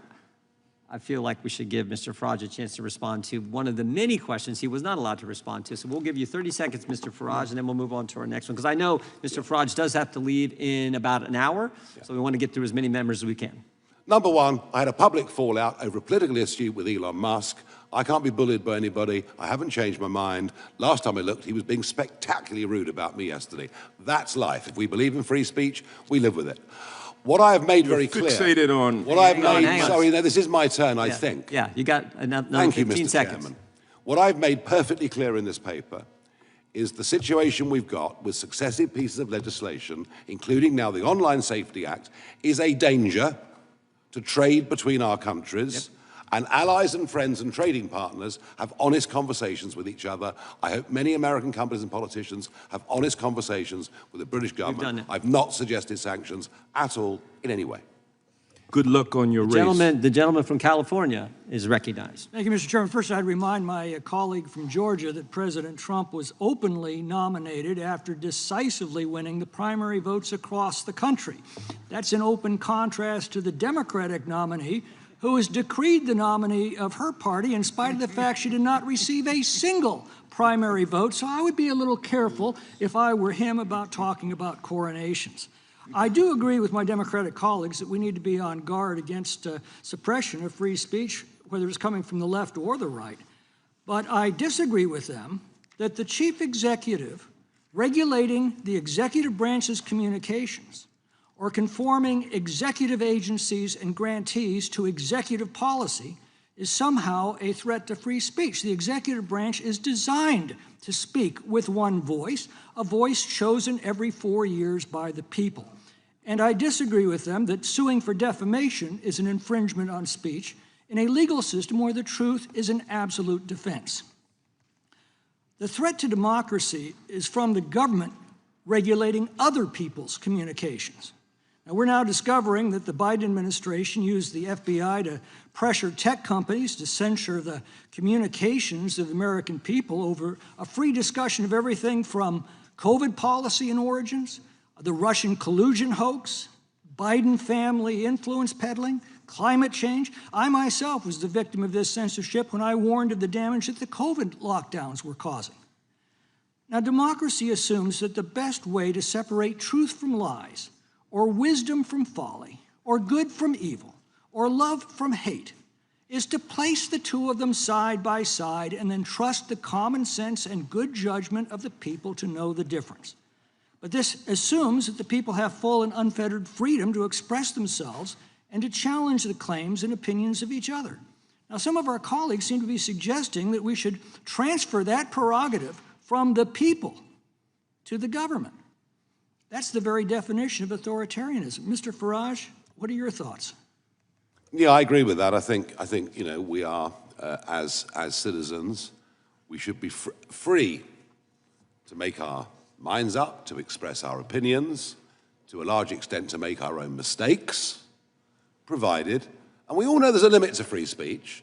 You know, the professor talked about incitement earlier, and of course, you know, we would be absolutely joined together on that. We don't want incitement, we don't accept incitement, and if people put out something irrational or insightful, but very quickly put their hands up and apologize and learn their lesson, that's kind of how the world is. I do not want government to be the arbiter of what I should think. We have a word for that. It's demos kratis, rule by the people. So yes, democracy. I'm with you on that. I also agree with you that COVID, I touched on this earlier, it was during COVID when rational debate about many important issues, be it mask wearing, be it lockdowns, rational debate on these things was frankly stamped out, and this was supported by big social media companies, many, not GB News obviously, but many TV stations, etc. It's a very dark period that we're coming out of. In this country, what we're discovering is that was being done under pressure by the FBI, directed by the executive branch of the government under Joe Biden. But just briefly, how did this happen to the UK and the EU, and what lessons should we be drawing here today? Well, we joined the EU half a century ago, or the EEC as it was then called. It was a huge mistake, in my opinion. We forgot about common law, the kind of law that you guys have always enjoyed too. We sort of gradually transferred to a European way of thinking. We incorporated a Human Rights Act, which kind of meant really that, as opposed to being born free, under a human rights regime, the state gives you your rights, for which you're supposed to be incredibly grateful, but they can take them away whenever they like. So we lost our bearings. The UK lost its way. It became obsessed about doing things a European way, countries, frankly, that don't have that history of liberty, freedom, and democracy that we do. Finally, what do you see as the shape of things to come? Are we going to regain these freedoms or lose them? Well, ultimately, the people have to get what they vote for. And one of the reasons that we are seeing an extraordinary political revolution that is happening in parts of Europe, and if you believe the polls, what is happening in the United Kingdom right now is we want a government that comes in and gets rid of all these laws and starts again. And starts on the basis, yes, we want to try and protect kids, and we will do whatever we can that is practical to protect kids from serious harm online. But we will get back to the idea that I can insult you, you could insult me, Mr. Raskin and I can have our chats, but we do it, in a spirit that's not insightful and in a way that honors those who built our great countries. Thank you. Gentleman yields back. Well done. The gentlelady from Washington is recognized. Thank you, Mr. Chairman. It wasn't too long ago that Democrats and Republicans on this committee together agreed to undertake a 16-month investigation into the anti-competitive practices of big tech companies. I represent many of them in Seattle, and proposed bipartisan legislation, which actually passed this committee, to restore fairness and competition for consumers and small businesses. That included the American Choice and Innovation Online Act, or ACOIA, which included similar common sense structural solutions to what the EU included in the Digital Markets Act. And it was a real recognition that these big tech companies are squelching competition and innovation, and that hurts consumers. It's a big turnaround then that suddenly the Republican majority wants to do something as absurd as use trade negotiations to help bolster big tech in Europe when EU has undertaken the very smart solutions that fight back against big tech monopolies and protect consumers and small businesses. Maybe it's linked to the fact that these big tech companies are now pouring money into Donald Trump's campaign funds. I don't know. Maybe it's because they're making all kinds of deals to screw consumers and preference giant corporations in exchange for campaign contributions and a 24-karat gold plaque to Donald Trump, like the CEO of Apple just recently did. It seems to me that the Republican Party has suddenly turned its back on small businesses, on competition, on innovation, and yes, even on free speech, which is apparently the topic of discussion today. In fact, one of our witnesses here claims to represent, one of the Republican witnesses claims to represent small and medium-sized app developers, but his organization gets more than half of its funding from Apple, the very giant corporation that those same small and medium-sized app developers are trying to fight. Make it make sense for me.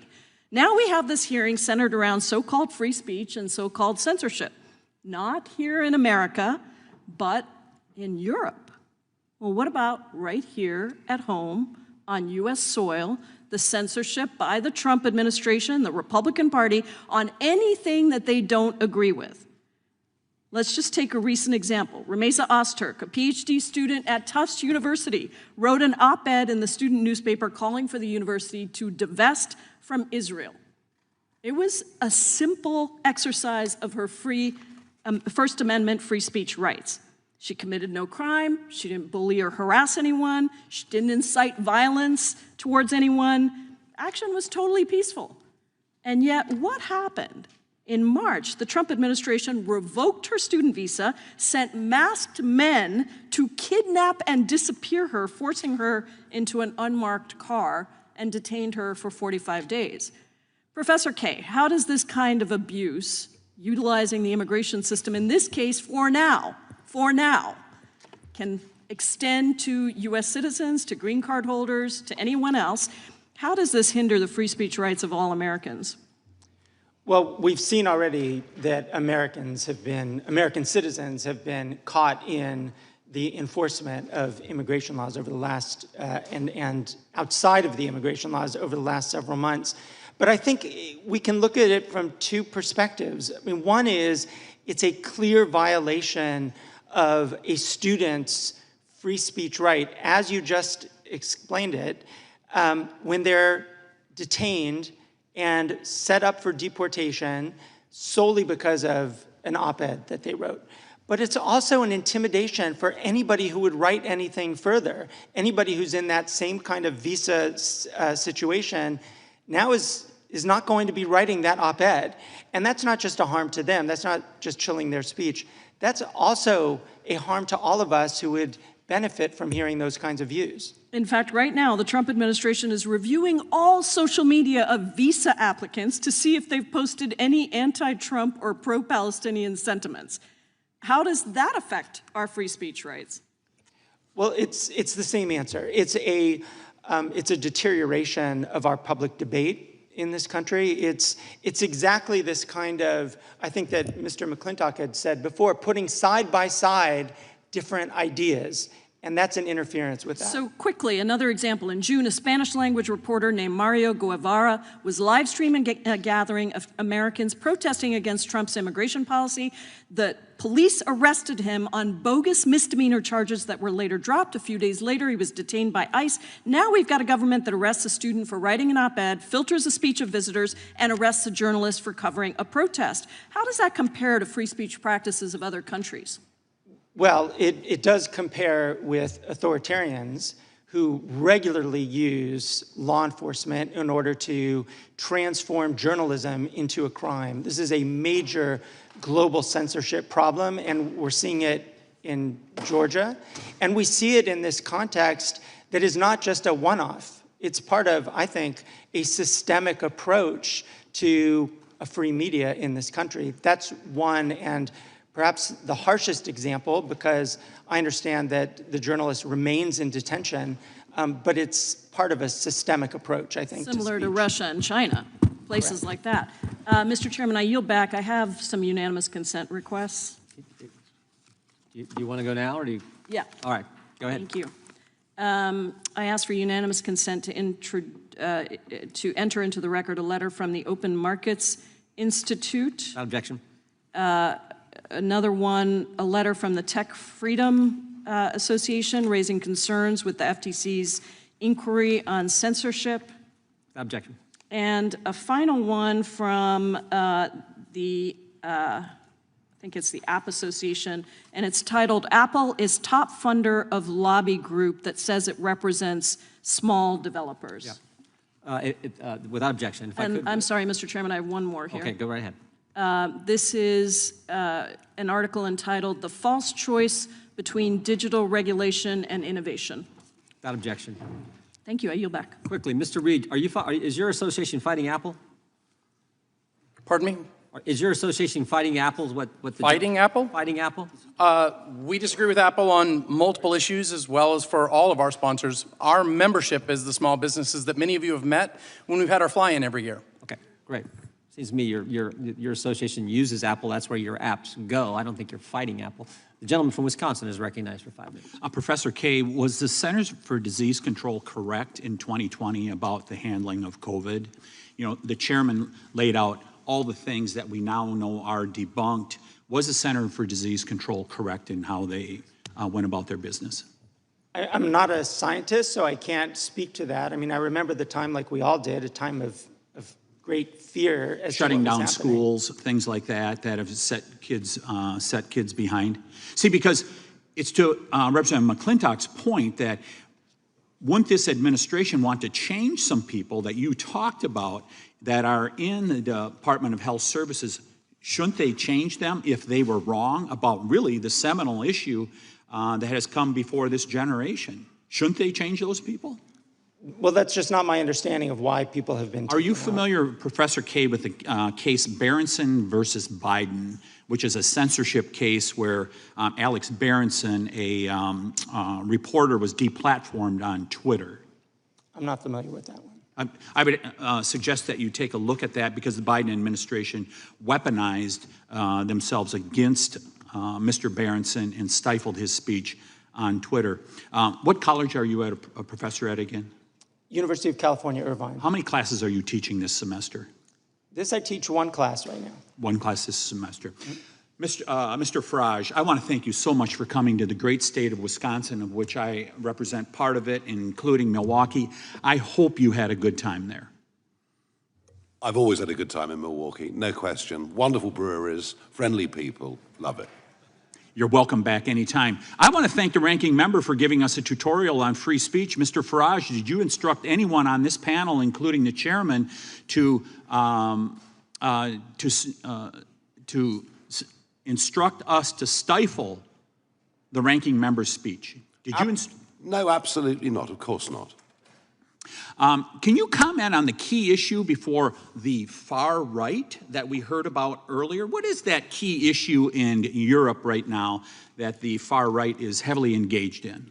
Well, if you're in the United, I'll speak for the United Kingdom. If you're opposed to illegal immigration on a mass scale and the huge cost to the taxpayer and the risk to our communities, then and if you like the flag, our national flag, then apparently you're far right.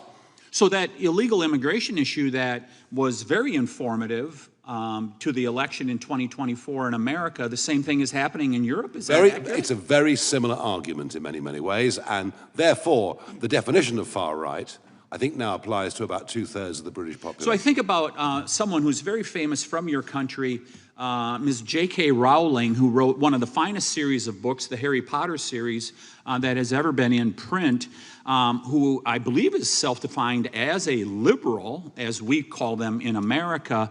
Hasn't she even been threatened for a position she's taken in regards to transgenderism? Yes, she very much comes from a liberal wing of politics historically, but she's taken a view that women should be safe in women's spaces. That means changing rooms, etc. That's all she said. And by the way, that's something that our Supreme Court recently actually did back up, the fact that there are fundamental differences. And this is not to launch an attack on anyone that's trans, just to bring some common sense in. And she has faced cancel culture and abuse on a huge scale. I would just, one other comment in regards to the ranking member's opening statement. He was saying that we are stifling speech here in America, including PBS, by defunding them. I would suggest that the ranking member look at the news that came out in the past week. It is very good news for PBS, where the Ford Foundation and other foundations have said they're going to put in tens of millions, if not hundreds of millions of dollars to make sure that they stay on the air. Protecting the American taxpayer, I think that is a great thing that we were able to do with the One Big Beautiful Bill. Final question for Mr. Price. How is the problem going to be fixed, and can America help? Yes, America can help. The spotlight that has already been shone on the problem by the administration, by the amazing work that this committee is doing here, is hugely welcome by those of us who support the human right to free speech. We have people who are suffering under prosecutions, unjust prosecutions in Europe right now. I've outlined a lot of them in my written submissions, and it's only because of the support that's coming from this side of the Atlantic that we're able to see possibly a brighter future. And we will continue those efforts. Thank you. I yield back, Mr. Chairman. Gentleman, yield back. The gentleman from Maryland is recognized. Thank you, Mr. Chairman. You know, when I was a professor of constitutional law, I used to teach my students that freedom of speech is like an apple. And everybody wants to take just one bite out of the apple. Somebody doesn't like left-wing speech. There's a bite. Somebody doesn't like right-wing speech. Somebody doesn't like feminist speech. Somebody doesn't like sexist speech. And everybody just wants to take one bite. But if we let everybody take a bite, at the end of the day, there's no apple left. It's all gone. So if you want to defend free speech and you want a society that's defined by free speech, you've got to accept even the speech you oppose, the speech that you abhor. Now, Professor Kaye, we want to try to bring some objectivity to the conversation. I looked up the Reporters Without Borders rankings of every country in the world according to press freedom. Norway was number 1. North Korea was number 179. It's like a totalitarian dungeon. The UK was number 20. The US was number 57 under Trump, down from 45, where it was before. Russia, which some people here lionize, was at 171, right? So if we were going to undertake a serious study of the state of press freedom all over the world, for example, where should our focus be? I appreciate that question. I have a very long list that I could highlight. But just tell us methodologically, quickly, how we should go about doing it if we wanted to undertake this in a serious way. Absolutely. I mean, I would really use the lens of what do we need as a democracy in order to be well-informed, in order to make choices about our democracy, to make choices about our health. What do we need? We need an open press. We need open government. We need access. We absolutely don't want to see websites scrubbed, as this administration has done. So I would look at it through that lens, through the lens of what we need in order to have a democracy. Gotcha. Mr. Farage, first of all, to be called charming by you, a man of your evident erudition and dazzling brilliance, is undoubtedly a Lifetime Achievement Award for me, so I will hold it closely. But I wanted to ask you about your commitment to the freedom of speech universally. I think it's a principle that you advocate for everyone, not just for people who are in your party or people you agree with. You said that there should not have been a protest against the Gaza war in the UK. And then when it went ahead, the police refused to shut it down. You called them gutless for not shutting it down. Do you regret having opposed that, given that there was no violence there and there were 700,000 people who wanted to express themselves that day? I have not opposed people standing up and protesting in favor of people living in Gaza at all. There was one particular day, and it was the Sunday nearest November the 11th, which was when we had big memorial services in London, and I think a march being allowed to go ahead on that day would have been a mistake. Any other day, fine. Oh, I see. Who gets to decide that? What I think actually is something that is embedded in the country, something that is absolutely fundamental to. That's why we have a written constitution. You might take that idea back to the UK with you. Well, because the freedom of speech applies 365 days a year here under the First Amendment, not 364 or 363, depending on some politicians heckling the government and telling them to shut down free speech. We have allowed mass pro-Gaza demonstrations in London, weekend after weekend. No thanks to you. Weekend. All right, let me change. This was let me try another one. particularly sensitive day. That's all. I got you. It was a sensitive day. And I thought that's what the freedom of speech was about. You have a right to engage in speech that other people consider offensive or insensitive. But in any event, you've made yourself clear, Mr. Farage. 364 days a year if they want. You've made yourself clear to your constituents in Claxton today. Let me ask you this. You've banned journalists from your political events that you disagree with, haven't you? No, in fact, I'm the only political Really? leader At your in Britain. convention, you didn't ban journalists and revoke their credentials? You know, I take the average press conference, I take 25 questions. No, that wasn't my question. Mr. Farage, we're politicians, so we see what you're doing. I'm asking you a direct question. Well, thank you. I'm very pleased I'm asking you a do. direct question, and I hope you can answer it. Why do you ban journalists who oppose your views from coming to your events? Why did you tell your party, why did you tell the local government not to do interviews with your local newspaper? I am the most open person to any journalist. Undoubtedly, you're the handsomest man in the world. But I'm asking you a different question, okay? That's not my question. My question for you is, and it's legit, why do you ban journalists that you disagree with from your political events, like from your convention? I don't.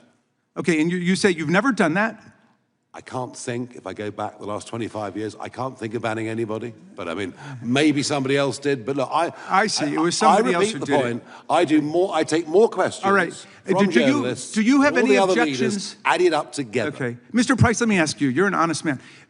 Do you have any objection to the things you've heard about what Donald Trump is doing in the United States of America, going after law firms, for example, banning them from federal buildings and federal courthouses, stripping them of security clearance, saying they can never get federal jobs or contracts because he doesn't like something one of the lawyers at the firm did? Do you think there's a First Amendment problem with that, as our courts have found? There's a lot of information you've put into that. It's good to talk to you again after London. Yeah, have you followed that at all? I haven't. I have to be perfectly honest with you now. Okay, do you have any problems with anything Donald Trump has done with respect to free speech and freedom of expression in America? or you just haven't followed it? I'm not as well. There are plenty of people here better informed on American matters than I. And we are. So thank you very much. And Mr. Chairman, thank you for your indulgence. I yield back. I thank the gentleman. My guess is Mr. Farage takes press questions probably as often as President Trump does. These are two guys who aren't afraid to talk to the press and take any question that comes to them. We've seen that display time and time again. The gentleman from California, Mr. Kaye, is recognized. Thank you, Mr. Chairman, and it was an honor to be with you and the ranking member as we had the chance to see firsthand what's going on in the EU and in the UK. Maybe this Raskin-Farage show could become a recurring event. It's gotten very interesting on both occasions. But I'd actually like to direct my questions to you, Mr. Price, at first.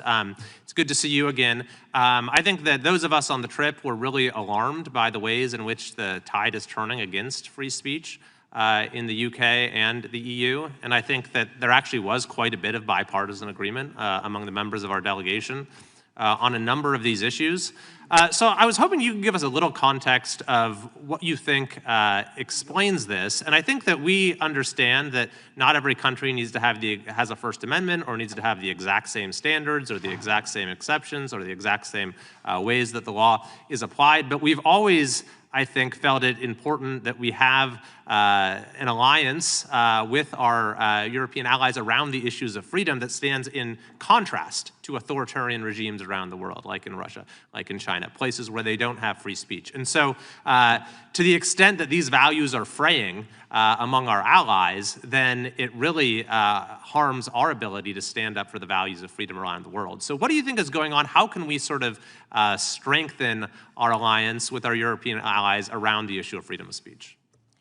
Thank you, sir. Well, what we've seen, sadly, over many decades, and it's accelerating, has been a consistent use of overbroad, vague laws to crack down on speech that's regarded as provocative or unorthodox. And I can give you, and I have given examples of the clients that I'm involved in representing, where they've been simply speaking about their faith publicly or where they've been offering to talk to people. So things have reached a crisis point, though, and this is why I think it's important that Vice President Vance and the administration have intervened. And one thing I would say, without divulging any contents of conversations, but Representative Raskin and I had quite a good conversation about just how bad things had become in Europe. And I agree with you. I think there is a bipartisan realization, certainly on this committee, and I commend the work that it's doing, about the nature of the problem in Europe.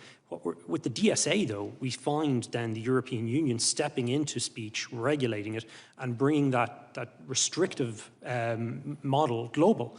And this is where I think really the work that's been happening here is crucial, because we can't allow that to happen, because we're going back to COVID-style censorship all over again. Thank you. And of course, it's doubly concerning when this actually implicates the free speech rights of Americans. But I would hope that moving forward, we can try to work with our counterparts in Europe to try to get back to having these shared values around freedom of speech, and we don't continue to see a divergence.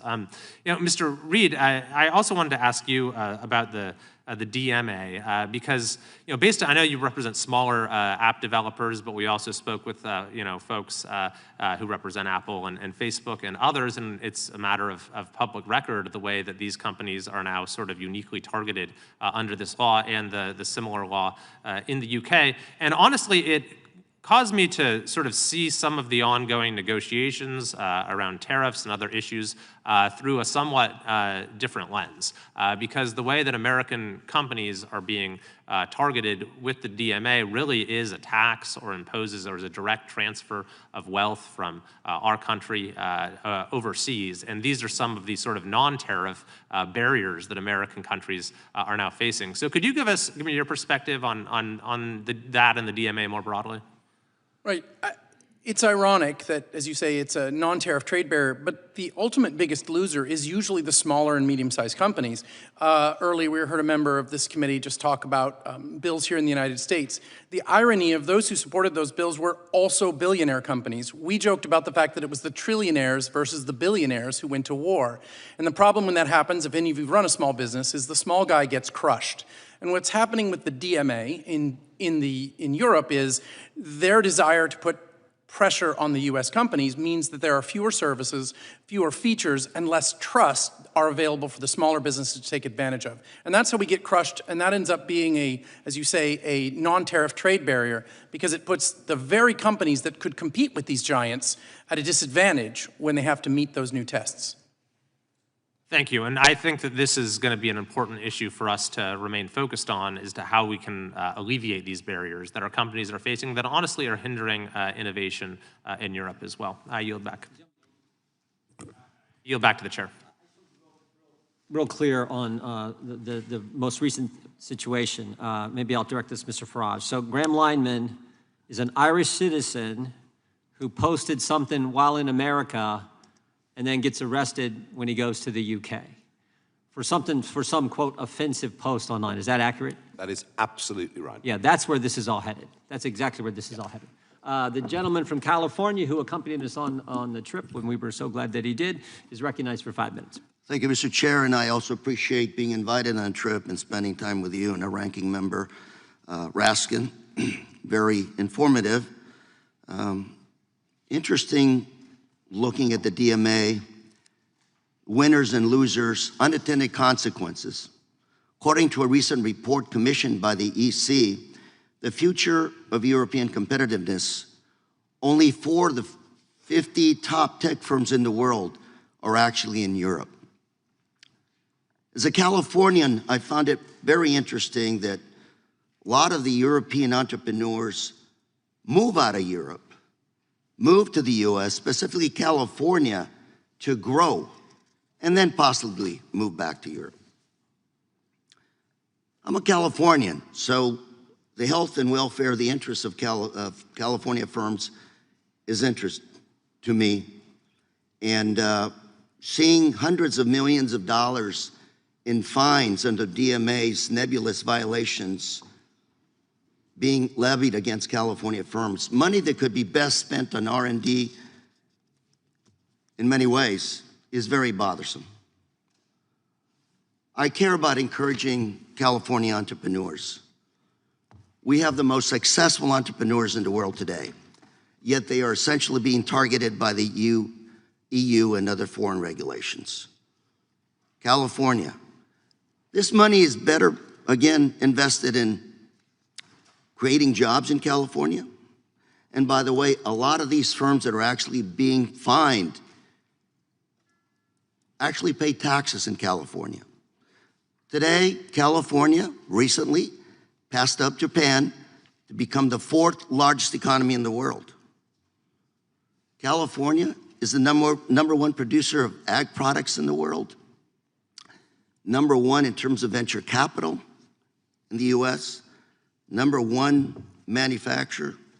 We pay $100 billion more to the US federal government than we get back on an annual basis.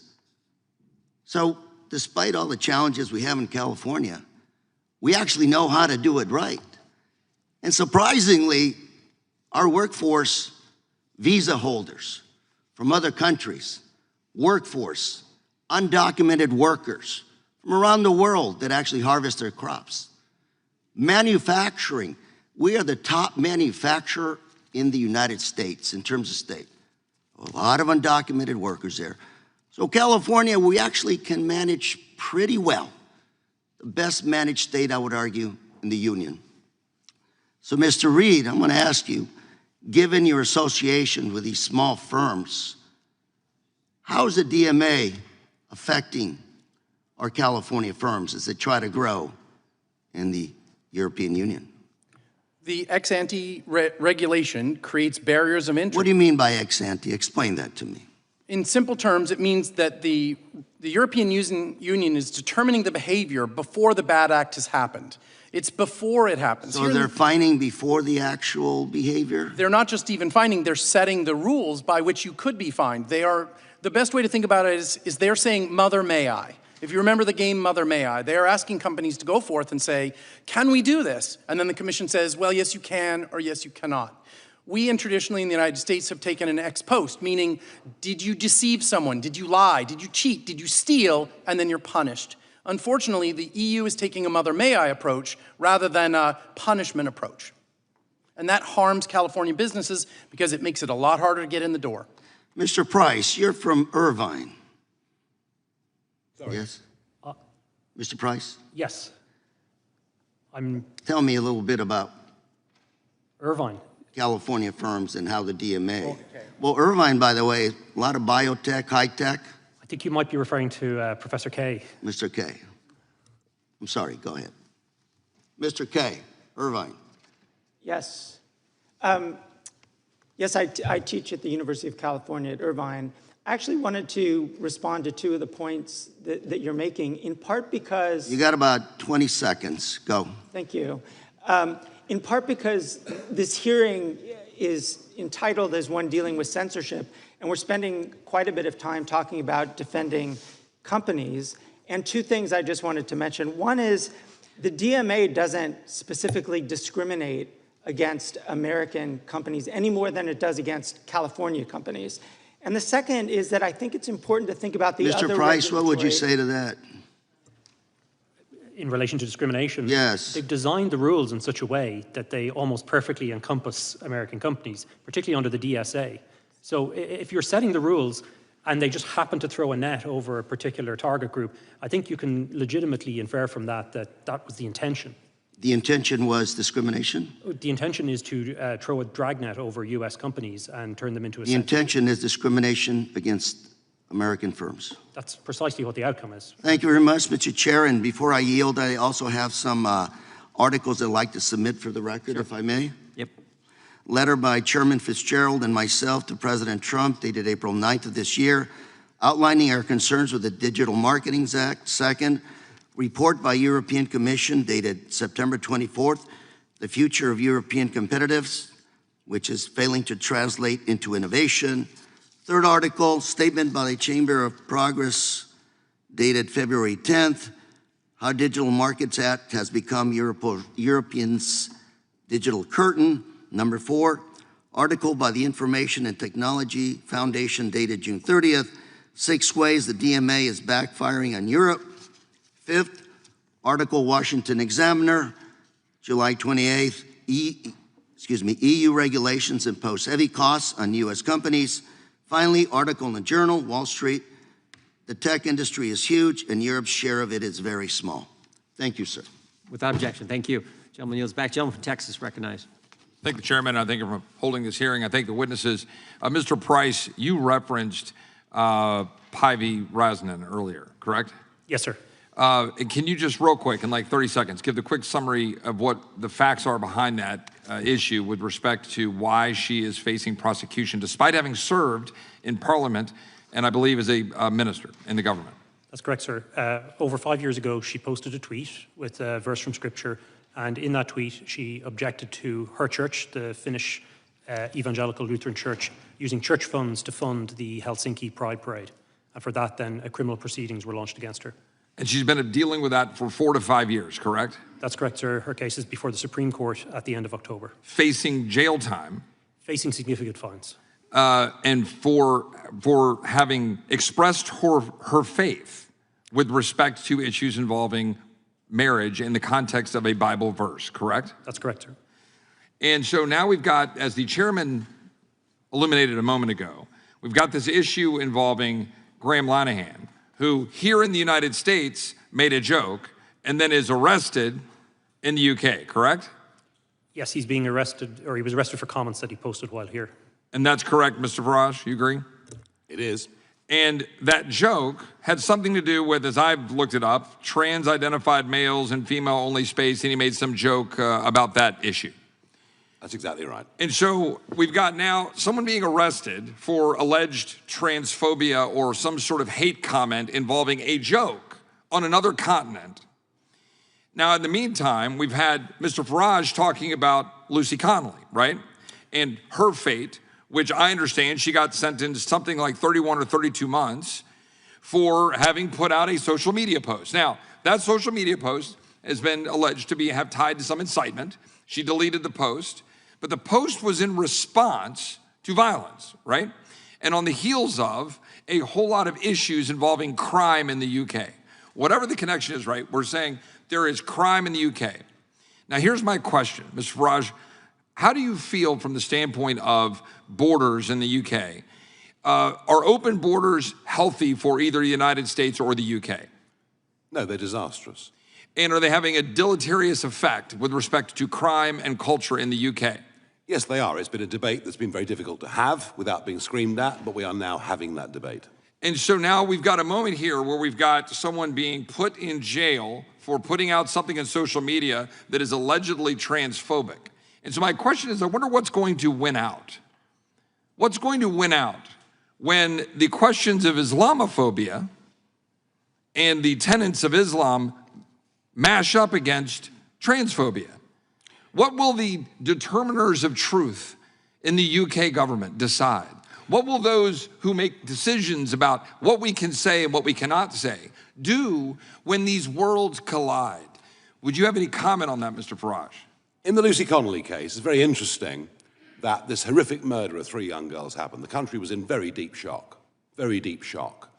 The government deliberately withheld the truth about who the perpetrator was.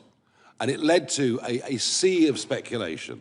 It turned out ultimately that the man that committed those murders was in fact UK-born, had not come over on a boat, as was being said on social media. Just goes to show that actually, however bad the news is, people deserve to know the truth about a situation. It stops that frenzy of speculation. Who's going to win these great battles? I think that there is a growing, silent majority, certainly in my country, who object to the two-tier concept that, you know, Lucy Connolly gets 31. And by the way, there were mitigating circumstances for what she said with her own personal situation, but she's arrested very quickly. She's threatened that if she pleads not guilty, she'll go straight to prison and be on remand until the trial, and goodness knows when. We're not defending what she said, but she recognized her error, you know, in a moment of anger and passion and upset, and she withdrew it 3.5 hours later. I think that the answer, Mr. Roy, is that the silent majority will win. The silent majority will win, good will triumph over bad, and common sense will be returned. It won't happen quickly. It won't happen quickly. As I've already outlined, there is coming down the tracks an Islamophobia law, which would divide speech even more widely than it is now. But in the end, common sense, decency will win. Is Sharia law consistent with Western values? No. Thank you. I yield back.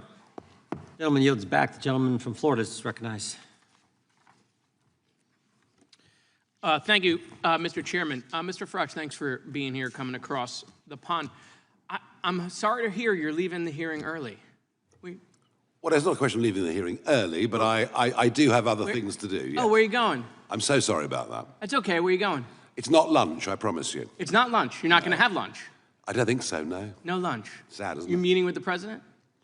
I can't remember what the schedule is. It's possible. You can't remember if you're meeting with the president. I'm being very polite, and I'm not going to tell you what I'm doing this afternoon, but I can assure you that... But there's the free speech hearing. You're not going to tell me what you're doing this afternoon? Free speech is one thing. Discretion's quite another, too. Okay. All right, so you're leaving to have lunch with the president. So, Mr. Farage, I have a question. Have you heard about the Epstein thing that's going on here? I have. You have? What do you think about it? I'm not going to give comment on anything happening in America. I'm here as a witness. Perfect. I'm here as a witness. I'm here as a witness for what is happening in the United Kingdom and in the European Perfect. continent. Let me just go through it. So it's been 9 months, right, since we've been meeting in these hearings. We've not had Pam Bondi here, even though we have jurisdiction over the Department of Justice, not Dan Bondi. The gentleman yield. Not Kash Patel. I will 100%. We'll go back and forth. Let me just do my thing. Okay. Well, I'm just going to correct.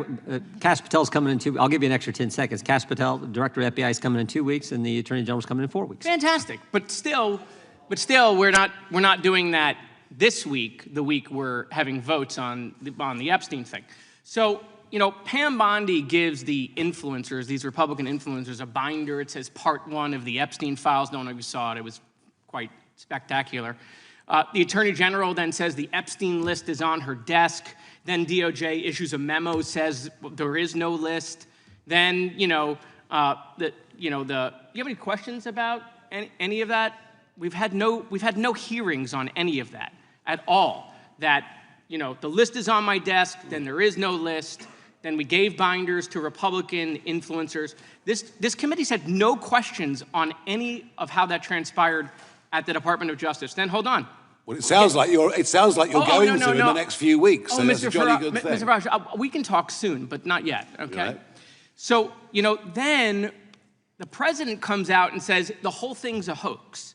He blasts his own base. He blames Barack Obama. I mean, he hasn't been president for a very long time.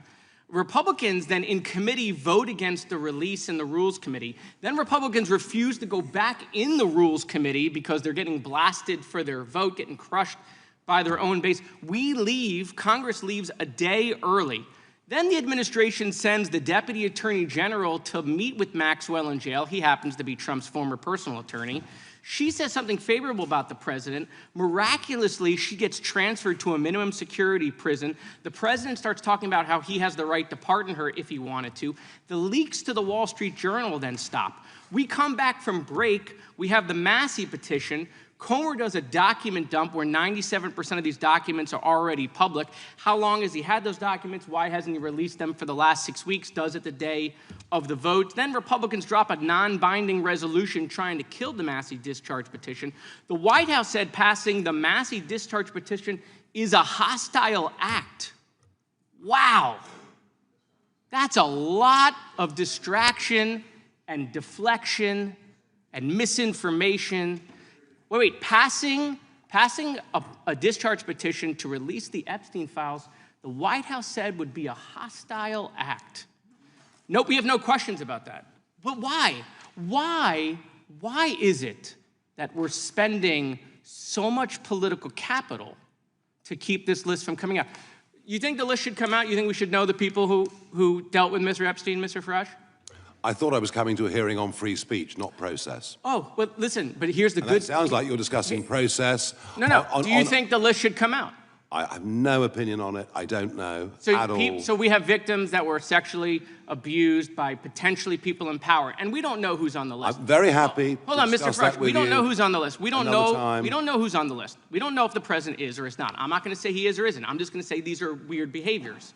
We don't know that there aren't other people in Congress that are on the list.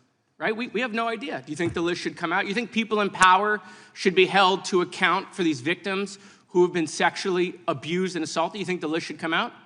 I think that I'm very happy to come to a different hearing where you talk about legal process. Okay. Will the gentleman yield for a quick question? Were you aware that he has already called for the Epstein file to be released? It has been reported that he has called for it to be released. Oh, yeah, right here, just to refresh your memory. I happen to have this. But that's not How what random. But that is not. Look, you can ask me if you like about Do you agree social with security yourself? policy. Do you agree with yourself? We are here to discuss free speech. Hold on, it's awkward for your lunch after this? Do you agree with yourself? No, it isn't at all. Okay.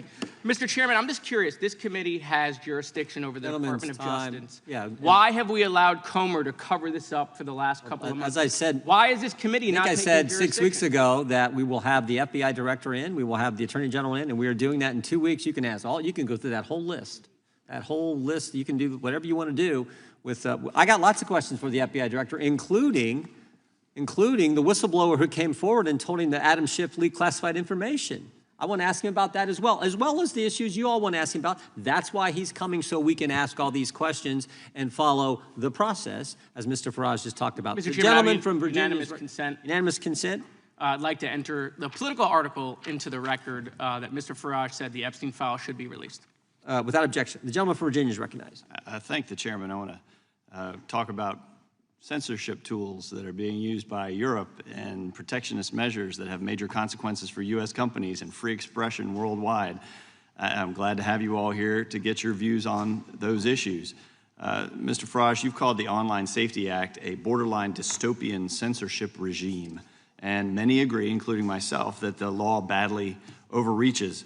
One of the most serious criticisms is that it empowers Ofcom to undermine encryption and open the door to not just government surveillance of posts online and public statements, but private messages, raising alarms not just in the UK, but beyond UK borders. Vice President J.D. Vance has warned this could threaten Americans' privacy as well. Do you recognize that this is not just a domestic issue for the UK, but a global one, and if you become Prime Minister, what assurances would you give allies that the UK will not undermine end-to-end privacy standards? You have my absolute word that a reform government will repeal the Online Safety Act and will go right back, actually, to legislation back to 2010, under which these whole concepts of hate speech have begun to be interpreted in UK law, and we will do that. Do we want to protect kids? This is the big question. Yes, we do. We need to find means, we need to find ways. I half suggested earlier that hardware could be part of the solution, but yes, we want to protect, to encourage and let free speech flourish. You've said Reform UK has access to some of the best tech minds to design alternatives. How do you propose to balance protecting children without scanning private messages or weakening encryption? I think, well, as I said, look, I don't have all the answers to this, but the British Prime Minister says he has got the answers to this. Well, if it's about protecting kids, why does the legislation give Ofcom the most extraordinary and frankly arbitrary powers? And why is there the establishment under the Act of an elite police force unit to monitor what is said online? So, it's far better to be honest and say we don't have the perfect solutions than to pretend we have with legislation that is a sledgehammer that misses the nut. Thank you. Mr. Price, the EU's Digital Services Act imposes liability for so-called systemic risks. How does that chill religious or political speech, and do you see conflicts with First Amendment principles? Yeah, that's correct. The systemic risk provision, I think, constitutes a form of content moderation that they're misrepresenting, frankly, in their letters to you. Where the systemic risk provisions talk about, in fact, damage to what they call civil discourse.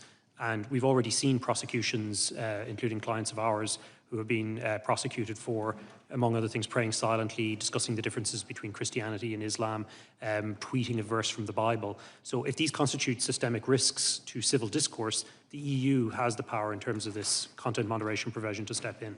Damage to civil discourse seems a little broad, doesn't it? Absolutely. Mr. Reid, the EU's Digital Markets Act and the UK's Digital Markets Competition and Consumers Act are sold as pro-competition, but don't compliance costs just burden small app developers? Absolutely. The problem is that it's interesting, as you talked about how do you do a better job. You asked how do we do a better job to protect children. One of the ways we do it is by empowering parents to be good parents.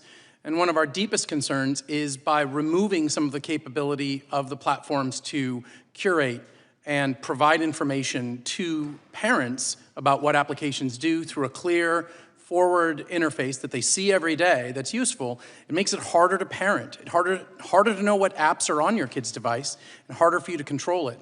So we absolutely see that not only are there problems with it on encryption, which we agree with you 100%, but we also think it weakens our ability as parents to be in charge of the devices our children are using. Yeah, these rules don't help parents, consumers, if you will. They just shift power from platforms and from parents and from consumers to regulators, correct? Correct. Do these regimes create a level playing field for U.S. firms, or do they advantage European competitors at the expense of American innovation? Well, the original thought behind the DMA was that Europe had not been successful in creating their own industry, as was alluded to by several other members of Congress, and Congressman Kaye noted it as well. Europe's economic potential has slowed while the United States has grown incredibly. We've gone from almost equal in 2008 to a 50% increase in the size of the US economy between 2008 and now. And we think a lot of it comes from the small technology companies that have been creating amazing devices, amazing products, amazing applications that you're all using. And we are disappointed that, that there aren't the same opportunities for the US, for our EU members. Thanks, I yield back. Gentleman yields back. The gentlelady from Pennsylvania is recognized. Thank you, Mr. Chairman. You know, for years, political extremists, including some of our colleagues, have claimed without evidence that so-called conservative speech is being canceled. But the speech at issue is not conservative political speech. It's hate speech, including incitement to violence, threats and harassments of particular people or groups, and lies about almost everything from election results to health care. And there's nothing conservative about any of that. So today's hearing appears to be one more attempt by these extremists to claim victimhood, promote falsehoods, and normalize radical ideas, all while attacking others. Today, our Republican colleagues claim that our European allies pose the biggest threat to Americans' free speech today. Seriously? There's an all-out assault on the First Amendment in the US, but it's coming from inside the House, the White House, the executive branch of our own country. For the past 8 months, our Republican colleagues have done nothing but cheer on the administration's un-American attacks. Because the truth is, they're all for free speech, but only if it's the speech they agree with. I'd say if you really want to talk about censorship, let's talk about how this administration, with the support of our MAGA colleagues, has tried to strangle speech and ideas that it doesn't agree with when that speech comes from the free press, college campuses, law firms and judges, library books, the Smithsonian museums, responsible investors, scientists, dedicated employees with deep expertise, and more. We've seen this White House use executive orders, threats and intimidation, illegal withholding of federal funding, raids by masked and armed police, and even sending military troops onto American streets to shut down opposition to this administration's policies. Professor Kaye, you are an internationally recognized expert on freedom of expression and have studied the growing assault on free speech and civil society around the world. In your testimony, you said that the situation in the US raises serious alarms. Can you elaborate on that? Yes, well, thank you for the question. Everything that you just mentioned is alarming. The assaults on the press, on universities, on public protest, all of those things, I think, are the kinds of things that historically the United States has fought against. So all of those things are very problematic. And I think that one way to think about them, perhaps, and it's useful in this committee, actually, in the context of this committee, is to think of those things that the Trump administration is doing as a contrast to something like the DSA, right? So the DSA sees a problem, which I think is a problem shared or perceived on both sides of the aisle, which is massive platform power and also the kinds of content that you alluded to. But the DSA doesn't create any new rules that allow either the European Commission or countries to censor. It is a transparency regime. It's a risk assessment regime. It's actually researcher access. It's actually a tool to give us information about what's happening online. That's in just sharp contrast to the kind of issues that we're seeing in this country, which are very much focused on criticism and content. Yeah, I think my colleague, Ms. Jayapal, talked about the fact that we had a very robust investigation of big tech in prior Congresses, which has kind of been shut down by a new alliance between big tech and the Republican Party. But it is about dealing with the real issues and the very real power that these big tech platforms have and trying to provide tools for ordinary citizens to fight back against disinformation or harmful content. Can you talk a little bit about that? Yeah, absolutely. I mean, if you think about one tool that the DSA offers, it's this assurance that individuals will be able to challenge, to appeal content moderation decisions. That is not something that is allowed or mandated by law in the United States. One other thing just to mention in this connection, I think Mr. Farage mentioned, and it's really just to highlight how hard some of these questions might be. Mr. Farage has suggested the possibility that hardware could be part of a solution to deal with children's access to harmful information. I think there's something possibly there, but it's another form of censorship. I think we should just recognize that restrictions are on the table in the United States, in the UK, elsewhere. I think the Europeans have adopted an approach that makes quite a bit of sense. Trying to get to as many members as possible. The gentlelady's time has expired. The gentleman from New Jersey is recognized. Mr. Frost has to leave in a few minutes, so we want to get as many members as possible. Thank you, Mr. Chairman. Just before I begin, to my friend, he's not here now, Mr. Moskowitz from Florida, there's kind of an old trick in debating. When you're losing the debate on the issue, you change the issue. This is not about Epstein. It has nothing to do with that. And as the chairman so correctly said, the Attorney General is going to be here, the FBI Director is going to be here, and we can talk about it till the cows come home. Second thing is, I believe it was you, Mr. Farage, that said COVID changed our world. And in many ways, more than just a biological disease, what it did to us psychologically, governmentally, philosophically was really bad. And we're still not out of it yet because of what happened then. We're losing our freedoms. We are losing our freedoms. And it's not because of an American Congress. It's not because of American courts. It's not because of American Republicans. And I'm going to even say it's not because of American Democrats. It is due to bureaucrats in Brussels and in London, and in other places as well. It's wrong. It's un-American. I am unabashedly, and I think we all are here, hopefully, pro-American. We should be protecting our citizens. Instead, we're watching foreign bureaucrats come to our country and try to force United States companies to censor humor, satire, and news they don't like. It's backwards, it's bizarre, it's perverse, and it's weird. That's what we would call it in New Jersey. It's just weird, and it's not good. It's the opposite of everything that the United States of America fought for and stands for. And it's a globalist mindset. You know, we can all talk about the issues, but I'm going to keep talking about globalism versus American exceptionalism and individuality. I believe very much, sincerely, that the whole battle that's going on now with the right and the left, what's happening in Great Britain, what's happening around the world, what's happening in the United States, is very much that argument. Individuality, and in our case here in the States, Americanism, exceptionalism, or is it globalism? And like the EU's Digital Service Act and the UK's Online Safety Act are the pinnacle examples, and they are, of how upside down things have gotten in the effort to globalize our society. And that is the ultimate showdown. It is resulting in our losing of our freedom, losing our influence, and the only winner here are some countries in Europe, Russia, China, and others. Europe is spending their time attacking American tech companies, dictating how our platforms operate, how our technology operates, and punishing people for exhibiting free speech. The European model, I'm sorry if I offend anyone, but it is wrong.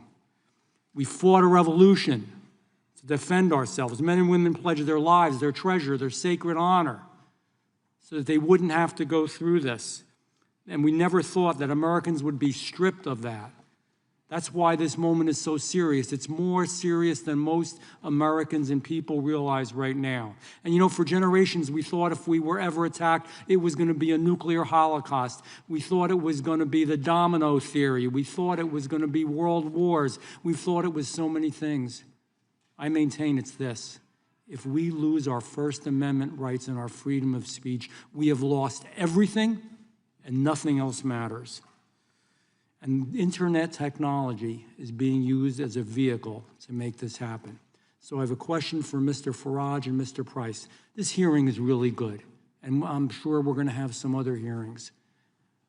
But more than hearings and talking about it, what is it tangibly, this is a hard question, that we can do to stop it? What is it? Mr. Farage, I'll start with you.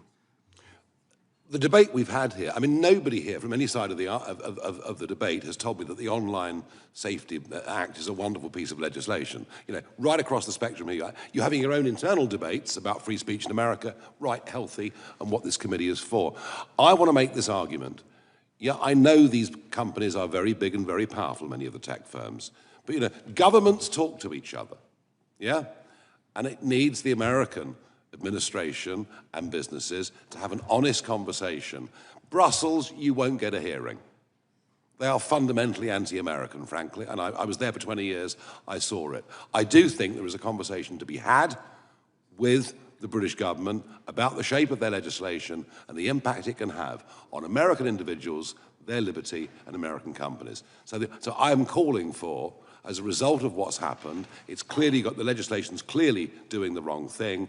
I think it is cause for proper intergovernmental debate. I hope that we have it. And by the way, we have censorship in America. Watch ABC, NBC, and CBS. I'm at the meetings. I'm at a discussion. I see and hear what happens. I watch, my wife has Channel 6 on, which drives me nuts at home, and it has nothing to do with the damn stuff that actually happened. And that's the truth. We have it already, and I pray to God we don't lose America. Mr. Chairman, indulgence, and I'll shut up. Mr. Price didn't get a chance. Quickly. Yes, sir. You talked about putting pressure on, and I agree that Brussels is a cold house for free speech. But a lot of the regulations actually happening in my own country, in Ireland, in Dublin, where a lot of the tech companies are headquartered, their European headquarters.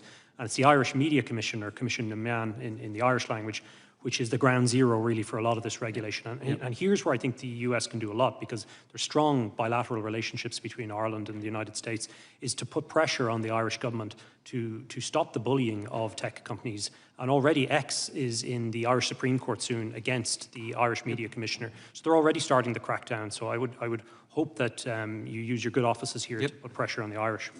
Mr. Chairman, I have a point of parliamentary inquiry. Gentleman is recognized. Why is the witness leaving this hearing early, and certainly without? He has an engagement he told us about. This is not unusual. It's happened before under Democrat leadership of the committee, under Republican leadership of the committee. We're trying to get through as many people as we can. You've had many of your witnesses who did not ask Mr. Farage a question. Many of your colleagues, if you could have coordinated with them, you didn't go in order. We didn't necessarily go in order because we wanted to get as many people up front asking Mr. Farage questions. Could we ask him if he would be willing to stay for a little bit? It's totally up to the witness, but if the witness has to go somewhere, I understand. We were glad that he came. We were glad that we had a chance to visit with him in Europe.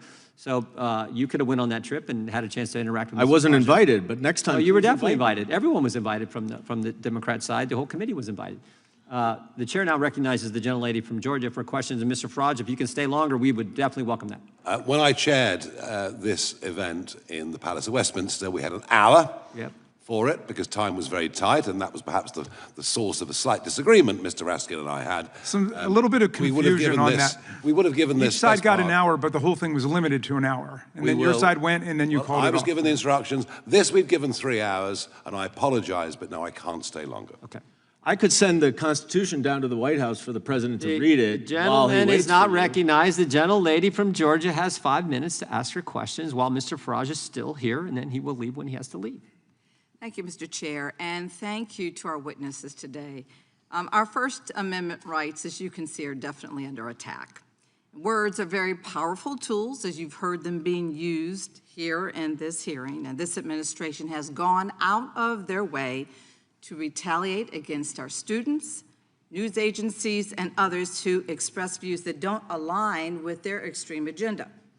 By using lawsuits, eliminating funding, and even going so far as to send out a memo with a list of restricted words that can't even be used. The actions of this administration have been ruled against in court time and time again by judges from both parties on a basis of abusing our constitutional rights.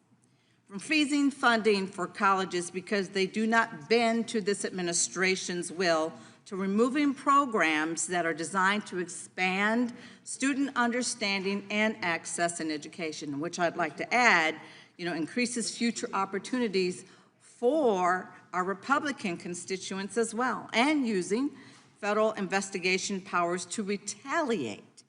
We are watching the First Amendment be manipulated in ways that this nation hoped that they would never see. Hear it from the judges who have ruled against government bullies who attempt to violate the rights of the American people. U.S. District Judge Suknanim found First Amendment violations in the government investigation into media matters, which she stated is likely to succeed in its claim that the FTC was using this investigation as a retaliation against the watchdog group for claims against a prominent Trump supporter. A clear violation of First Amendment protections, and the cases, they just go on and on and on. U.S. District Judge McFadden, a Trump appointee, ordered that the Associated Press's access to the White House press be reinstated, ruling that denying their access because of differing viewpoints was a clear violation of the First Amendment. If the majority wants to talk about attacks on the First Amendment in other parts of the world, They need to start right here in our administration. The Constitution is the foundation of this country. It is not meant to be trampled on for political or for business advantage. When you love something, you want to protect it, and you want to do what's best for it. You want to improve it. This means people will speak out and disagree on actions taken in their country and offer critiques of our leaders and, yes, the politicians. That's a constitutionally protected right. If the First Amendment is our guardrail, then this administration is truly trying to push us off the road. This government should be strong enough to accept any criticism without violating people's rights and offending the man in the White House. Professor Kaye, I have a question, just one question for you. Based on what you've seen since this January, if our colleagues in the majority continue to pretend that our First Amendment rights are not under attack here at home, what could this mean for our country within the next 3 years? Thank you for that question. I think that as we look at the current moment and the current situation for our media, for our universities, for people's access to information generally, particularly access to health information, I think it portends really very problematic and dark days ahead. Will we be able to have access to information that makes us informed parents or informed citizens, able to make voting decisions?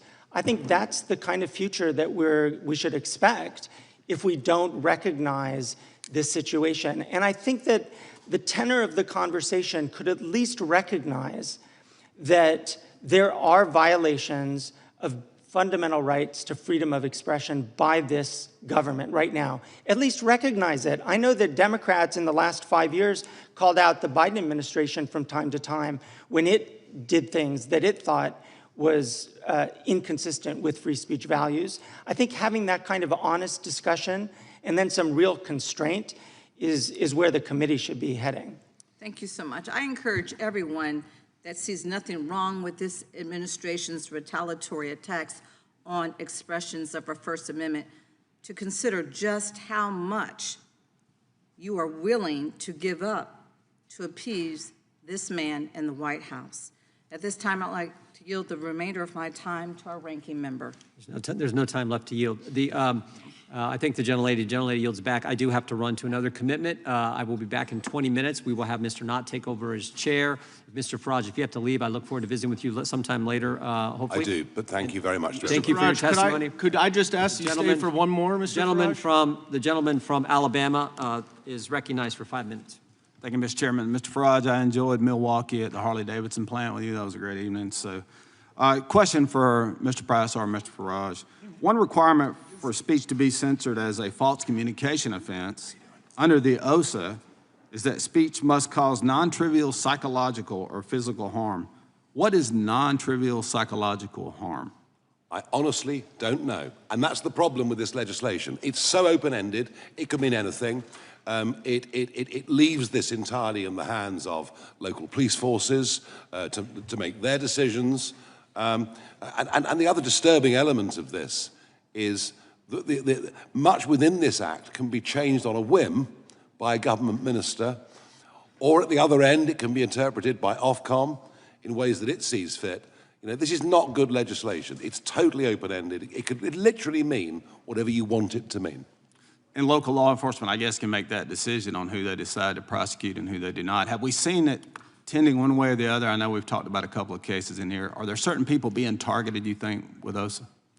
Well, that's the fear, isn't it? The fear is that certain communities will be acted upon more harshly than other communities. That creates the impression of a two-tier country. That then breaks down trust in law and order, the democratic system, and everything else. I thought what was interesting overnight was that the boss, Samart Rowley, the boss of the Metropolitan Police, has said, look, we arrested this guy at Heathrow because we had to under the law, but they've thrown it back to the government to say, come on, can you just define more clearly what you want this legislation to mean. And that's why I think it's rotten legislation. It impacts us in ways that we can't yet foresee. It impacts potentially Americans and American businesses, and it needs to be gotten rid of, and we need to start again. So, Mr. Price, talking about affecting American businesses, I guess Europe's 440 million people, the U.S. is 300 million people. How do these companies, what do you see down the road for these platforms, these social media platforms, these companies that feel like they have to try and comply if they're going to do business in Europe? If, in fact, we don't repeal this OSA thing, which I hope Mr. Farage is able to do that with his leadership at some point in the near future. So how does this play out for our companies, Mr. Price, and for free speech in Europe in general? Well, on the corporate side, they're facing a really complicated piece of legislation, and as Mr. Farage outlined, with the provisions that are confusing in the Online Safety Act in the United Kingdom, there are similarly extremely confusing provisions in the Digital Services Act. So the mindset has to be one normally of compliance. One company has stood up to this whole regime and is challenging it at every level, and that's X. I hope others join and do the same, because the European Commission, though, really has been quite threatening. You'll recall the Thierry Breton letter, of course, about the Elon Musk's interview with then candidate President Trump. And you'll also see that other members of the Commission have made threatening remarks against companies as well on these so-called voluntary codes of conduct. When X and Google left one of the codes of conduct, a European commissioner said, well, of course they are voluntary, but we note that you've left them and we'll still hold you on the obligations. And you have Thierry Breton saying as well, you can run, but you can't hide if you leave the codes of conduct. So the whole thing is designed to force compliance, and the hammer that they have, of course, is these enormous crippling fines. It's like 10% on global revenue, if I understand correctly. So for some of these companies, that's a pretty tremendous fine. Absolutely, yeah, of turnover. And I guess, could you, as we're looking through this, it's like almost like people could claim that they were offended or hurt. You hurt their feelings, and then all of a sudden you're a target of this investigation. Is that right, Mr. Farage? Is that kind of? Yes, and frankly, under free speech, we should be allowed to cause offence. And that I should be able to offend right? you. You should be able to offend me. And provided we know what the limits are, and the limits I think we fully understand of incitement, for example, then we have to get back to, you know, a much freer way of living. And if people say rude things and we don't like them, well, we just ignore them and get on with our lives. Like today when you were accused of Russian collusion, I guess. That was pretty offensive. Well, I remember the Russia hoax very, very well. We had shades of it earlier on this morning. But, that's what I was saying. But not much more than that, I'm pleased to say. Well, thank you. And, Mr. Chairman, with that, I'll yield back. Thank you. And we're going to have to go, Mr. Chairman, but thank you very much. Mr. Farage, you can blame it on me. One more. Oh, you're avoiding me. Mr. Farage, thank you. The chair now recognizes the gentleman from New York, Mr. Goldman. I'm sorry to see you leave, Mr. Farage. I actually had much that we agree upon and was looking forward to your testimony, because it's very nice and refreshing to hear from my GOP colleagues that they are worried about authoritarianism. Mr. Biggs and Mr. McClintock both said that earlier. And I imagine, given what's going on in this country, when the president is sending the military into American cities, is weaponizing the Department of Justice to investigate his enemies, requiring loyalty oaths from all federal workers at risk of otherwise being fired, the list goes on and on. It is reassuring to hear that the Republicans, who have remained stone silent about Trump's authoritarian takeover of our government here, are actually concerned about authoritarianism. And I found it really heartening that Mr. Van Drew said, and I quote, "If we lose our First Amendment rights, we lose everything." Now, in his opening statement, Mr. Farage said, quote, "When the government starts regulating speech, it is rarely those that agree with the government who find themselves in court." And Mr. Farage, I'll ask you the question, is that similar to your concern about suppressing speech that disagrees with the government? Oh, Mr. Farage has left. Well, Mr. Raskin, I will then maybe just you can stand in for Mr. Farage for a minute here. I know you are a champion of free speech. I'm not sure it's the same free speech that Mr. Farage is supporting, but if this concern about the government regulating speech is because it is rarely those that agree with the government who find themselves in court, then you would think that Mr. Farage and all of our Republican colleagues would be very, very concerned if a administration here in the United States was investigating criminally individuals who made the colossal mistake of speaking out against the president. That would be a clear violation of Mr. Farage's principle, is that right? He was talking about the importance of political dissent. And this is a test, Mr. Goldman, I think, of our constitutional patriotism. To what extent are we willing to speak up for people who are the targets of government repression, even if we don't agree with what they're saying? A great example of that is our colleague, Congresswoman MacIver from New Jersey. I would hope that in a comparable circumstance, I would stand up for a Republican colleague who tries to exercise his or her oversight rights by going to a government facility on a prearranged visit and then gets caught up in the chaos and confusion outside, and they want to send her to jail for 30 years. I did stand up for our colleague from New York, I'm spacing his name. Mr. Santos. Mr. Santos, because they wanted to expel him without his having a conviction or an ethics process, and I said that wasn't fair. So I think I passed a micro test there. I would hope some of our colleagues would say, no, don't prosecute our colleagues just for doing their jobs. Well, let's talk about that, because that is exactly what this Department of Justice is doing. Recently, we heard publicly, which would ordinarily never happen, the Department of Justice does not say publicly, they don't confirm that there are any investigations of anyone until there's an indictment, because that person or those individuals can't defend themselves. But now we know that Senator Adam Schiff, who led the first impeachment of Donald Trump, is under investigation by the Department of Justice. New York State Attorney General Letitia James, who filed a lawsuit against Donald Trump and his business, she is now under investigation.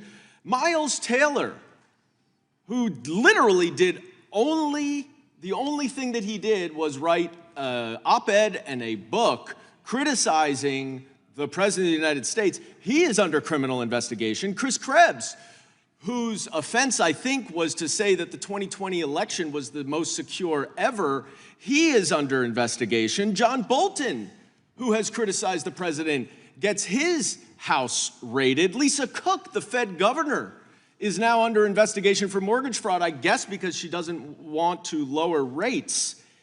The degree to which this government is suppressing speech that simply opposes the president's views should make Mr. Farage and every single one of my Republican colleagues speak out in favor of the First Amendment, and yet we have heard nothing. There is still time, my friends, and I yield back. Thank you, sir. The chair now recognizes the gentlelady from Wyoming. Benjamin Franklin said over 270 years ago, freedom of speech is a principal pillar of a free government. When this support is taken away, the constitution of a free society is dissolved and tyranny is erected on its ruins. An evil magistrate entrusted with power to punish for words would be armed with a weapon the most destructive and terrible. Under pretense of pruning off the exuberant branches, he would be apt to destroy the tree. Mr. Farage talked in his opening statement that noted that Europe's regulatory regime risks exporting restrictive standards that could violate Americans' constitutional rights. So I'd like to expose that and discuss that a little bit further. He noted that the oh-so-benignly titled Online Safety Act exemplified this regulatory model.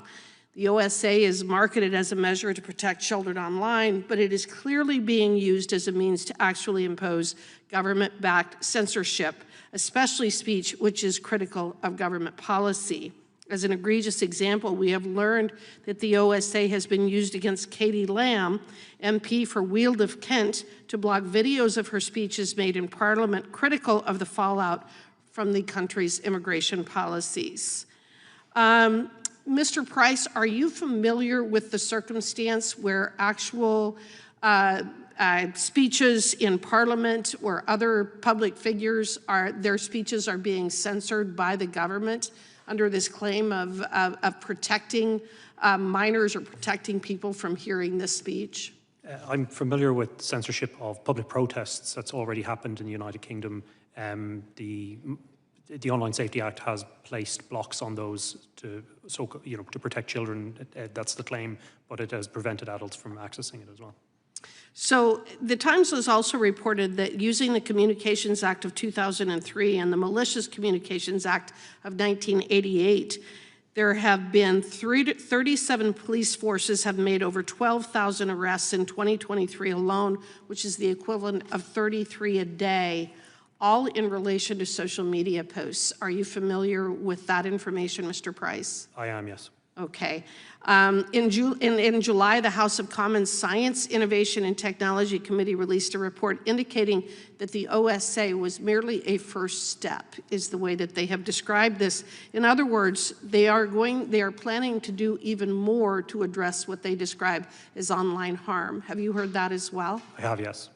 Well, and I think that there's something that just happened this week, and a few of the members have referenced it, but it involved the Irish comedian and writer Graham Linehan, who was arrested in Britain, apparently for social media posts about transgender issues. Did you hear of this circumstance? Yes, I did. I know Graham personally. Okay, and according to his Substack article, the trouble actually began when he was in America. He was at the airport in Arizona seeking to fly back to Europe. Was told that he did not have a seat, was put on a later flight, and when he arrived at Heathrow, he was met by 5 armed police officers. Are police officers in England typically armed? They're not, no. So did you find it strange that he would be met by 5 armed police officers? At airports, counterterrorism police are usually armed, and or there's a special wing of the Metropolitan Police that has armed support unit. So is he considered a terrorist? I'm not clear what provision he was arrested under of legislation, but there is a power in the Terrorism Act to arrest people at airports and seize their devices. Sure. Was he identified as a terrorist because of his online posts? It's not clear yet if he was arrested under that provision, but it has very wide-ranging powers, and it is used on occasion to detain people at ports. Okay, I understand that, and that probably is more of a frightening answer than I expected, which is that they've used the power that is typically reserved for terrorists or people who are of grave risk to the country to arrest Mr. Linehan at the airport because of his Twitter posts. Is that right? It's not clear if they use it yet, but that is a power that they frequently, that is used to seize people's devices at airports. Can you describe more of what happened with this incident involving Mr. Linehan? Do you have the familiarity with the facts? I've read his statement, yes. Okay, and could you please explain what happened? It appears that he was detained on arrival in Heathrow and then arrested, searched, subjected to a long series of questions, most of which revolved around his beliefs on gender ideology and transgender issues. Some of the questions from the police, according to Mr. Linehan, were extremely ideological in nature, and they talked about people who are assigned a gender at birth, which, as he pointed out himself, is activist language that the police should not be using. So he also claims that his bail conditions one of the conditions was that he could no longer use X. Is this a tactic you have seen or heard of being used before? Yes, we've seen extraordinary bail conditions, even placed on clients of our own. We had a client, Pastor Dia Moodley, who was given a bail condition that he was not allowed to preach about the differences between Christianity and Islam on the basis of that he would be bailed. So we have seen bizarre and wide-ranging bail conditions set on people before under speech offenses. Time's expired. Okay, thank you. The chair now recognizes the gentlelady from North Carolina. Thank you very much, and thank you to all the witnesses for your testimony and for your patience. It's been a long hearing. I think it's very timely that we're discussing threats to freedom of speech and innovation in this committee. I do wish we were talking about what's going on in this country right now, but I don't always get what I wish for. Freedom of speech in this country is under threat. There is no question about it. And we haven't talked about this much, so I'm going to focus on it. The essential American ideal of innovation is also under threat, and it's enshrined in our Constitution, and it's being ignored. The gravest threats to speech and innovation are coming not from our democratic European allies, but from the authoritarian and unconstitutional actions of the Trump administration. The Trump administration has embarked on a coordinated crackdown of speech on universities across the country. I represent more than 5 universities in the Research Triangle area. I've seen it. The administration illegally froze billions of dollars in federal research grants, affecting not just people's health and safety, which is what they were for in the first place, but the economies of places like North Carolina. They forced the resignation of university presidents they don't like, and they threatened to strip universities of patents for discoveries made in their labs. Unprecedented. This administration has also refused to restore these important grants, which fund research for everything from breast cancer to infant mortality, unless the schools allow the government to exert control over faculty hiring, academic programs, and student admissions. Professor Kaye, how have the Trump administration's attacks on our nation's preeminent research universities harmed the ability to innovate? I think that's an excellent question. and we've seen it across the board, these attacks on universities. And if we think about universities, and there is a connection here to freedom of speech, if we think of our universities as the principal engine for the generation of knowledge and the generation of ideas, basically innovation in our country, the administration is going after them in all the ways that you described. And it goes after them not only by withholding grants that have already been awarded, it's also going after them in the context of seeking to shape what the research is, what's actually being taught in the classroom. Those are, I think, very significant interferences with the potential for innovation in our country. Well, thank you for that. And now to get to the tech issues, because that's kind of underlying what's going on. This hearing is supposed to be about Europe's threat to big tech companies, but I'd like you to speak about the threat of big tech companies and the AI models that they're creating on intellectual property rights, many of which are protected more strongly in Europe than they are here. How have AI models that scrape everything that they can, whether copyrighted or not, impacted innovation and even our newspapers, which are having to sue for the copyright for the content that they create? Well, I think this is as you know, a pretty complicated area. But I would highlight, just to bring it to European regulation for a moment, whereas the United States has not really gone very far down the path of legislating in this area and finding ways to boost AI's potential for democratic and freedom of expression purposes, Europe has actually adopted an AI Act, which, again, we might not agree with all of its particulars, but it's aiming to harness the power of AI for democratic purposes and to ensure that AI doesn't have this negative impact on fundamental rights. I think that's an approach that we can learn from, actually, and that we haven't so far. And I want to just, because I know I only have a second left, I really want to give a lot of credit to Congressman Issa, because he has been having excellent hearings on this very issue, but unfortunately, the larger Judiciary Committee has taken no action. And so I would encourage the larger Judiciary Committee to follow Congressman Issa's lead about protecting our creators. Thank you, and I yield back. Thank you, Representative Ross. The chair now recognizes the gentleman from South Carolina. Thank you, Mr. Chairman. We're here to talk about ongoing concerns with European censorship, British censorship, and its effect on American speech or broader free speech principles that hurt certainly citizens, but American companies, both domestically and abroad. What I'm hearing today, at least from the witnesses, is rather alarming. This Orwellian in nature approach that Europe has taken, the hostility to free speech, to satire, to maybe speech that you disagree with. And I want to talk about that as it pertains to the UK, the EU, and certainly the US. Mr. Price, Prime Minister Starmer said that the UK does not have a free speech problem. Do you agree with that statement? No, I do not. In what ways do you disagree with the Prime Minister? We have seen numerous prosecutions in the United Kingdom for totally non-violent speech.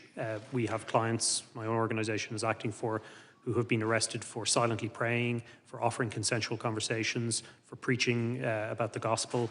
And I can go on. There are numerous and numerous examples. 12,183 prosecutions, I think, is at least what I've read. Does that sound about accurate to you? That sounds accurate. Which is a 50% increase from pre-pandemic levels. What does that tell you about maybe the focus of the British government as it pertains to speech right now? Sadly, it shows that the United Kingdom, just like the rest of Europe, has entered a spiral of censorship, and it's getting worse. And it's gotten to the point where even our oldest and closest ally, the United States, has had to intervene and point that out. And as I said on numerous occasions, I'm extremely grateful to all of you for doing that. But the problem, frankly, is being now compounded and set in stone by things like the DSA from the European Union and the Online Safety Act in the United Kingdom. Well, let's talk about the Online Safety Act for a second. I mean, I think it maybe is intended to protect children, and I think everyone lauds that. Mr. Farage talked about that nobody, right or left, wants their child exposed to bad content online. But it's been talked about, and you've seen this in your practice, used as a weapon to target speech that maybe the government finds uncomfortable or disagrees with. Is that correct? Yeah, that's correct. We've seen, for example, Section 62, which is designed to protect children, being used to censor videos of protests near asylum centres. And so once you reach a point where content is restricted on the basis that it is political, we're moving well out of any kind of zone of protecting children into essentially censorship. Right, so at least in the case of the comedian, the Irish comedian that was recently arrested, you know, I was not aware of his content before and looked at it, and it seemed to be satirical in nature or maybe hyperbolic and not necessarily to be treated literally. Is that your interpretation of that too? Yes, in fact, I told Graham Linehan when I was growing up I wasn't allowed to watch his comedy on TV. Father Ted was the show that he's probably most famous for. So what I would say is he's an excellent satirist, and he's in a long tradition of Irish satire, starting with Jonathan Swift, really, and all the way up to today. Isn't that part of like British society, though? Is like satire is embedded in the culture. Like you've embraced this for hundreds of years, right? Yeah, I would just add Irish and British. Irish and British, excuse me. Yes. Yeah, very much so, yeah. And it's the concept, really. I think we haven't seen political extremism in the British Isles in the way that we did in Europe, because we have a healthy way of kind of laughing at and poking fun at our leadership. And I think whether it's cartoons about the king in the 1800s all the way up to Father Ted and Graham Linehan's work today, that's a great tradition. Isn't there growing frustration with the Irish people, the British people, maybe broader European cultures, that the government is more focused on speech than it is, say, the migrant crimes that are happening right under their noses? I mean, that seems to be, from my view across the pond, that particularly the British people, they're fed up with the non-enforcement of immigration laws at the expense, or maybe because, in large part, they're focused on what people are saying online. Do you share that? I completely agree with that, and this is the discussion I had with Representative Raskin in London. This is about shutting down growing discontent in Europe with the decisions that our political elites have made. And we've reached a crisis point where it's no longer possible to conceal the level of public anger. And I think these censorship maneuvers are an act of desperation, and they won't work. Thank you for that. And radically shifting to Mr. Reed for a second, and a different approach. In the app industry, does the DMA incentivize Chinese copycat companies to flood the market? And if so, how does that impact American companies in European markets? And what are the associated data privacy implications of that? You may finish. Being aware of the time, yes. The problem is Article 6, Section 4. You have unlimited time. Pay no attention to the chairman. I always pay attention to the chair and the ranking member. The easy idea is Article 6, Section 4, Article 6, Section 7, and even 10. Part of the problem is they basically have must-carry provisions. And what that does is open the door. Part of what small businesses have benefited the most from the existence of these platforms, again, as I said, this isn't a love affair, it's a business relationship. They opened the door to customers, and the customers trust what they're buying on the platform. Article 6, Section 4, and Section 7 really say they must put on anyone's product. And of course, the most classic example of that, the first mover under the new DMA was Pornhub, which Apple had decided they didn't want porn apps on their app store. And the first one out of the gate to say, incorrectly, they claimed it was an Apple-approved app, which once again leads to confusion and breaks down trust. That was out of the gate the first app. And so from my members' perspective, their concern is, hey, I want to be sold at the store that people feel comfortable buying at. And the more you degrade the quality of experience, and the more you degrade or allow that to be broader, we run into a problem. Thank you. I'm sorry for the time. Mr. Chairman, I have a parliamentary inquiry. Yes, sir, go ahead. Apparently the whereabouts of our missing witness have been ascertained. He's appearing on GB News, which I guess is the network he works for outside of the Rayburn building. I just wonder if it would be consistent with the rules and the practice of our committee for us to send someone to invite him to come back, because I think we have 5 or 6 members who haven't questioned yet.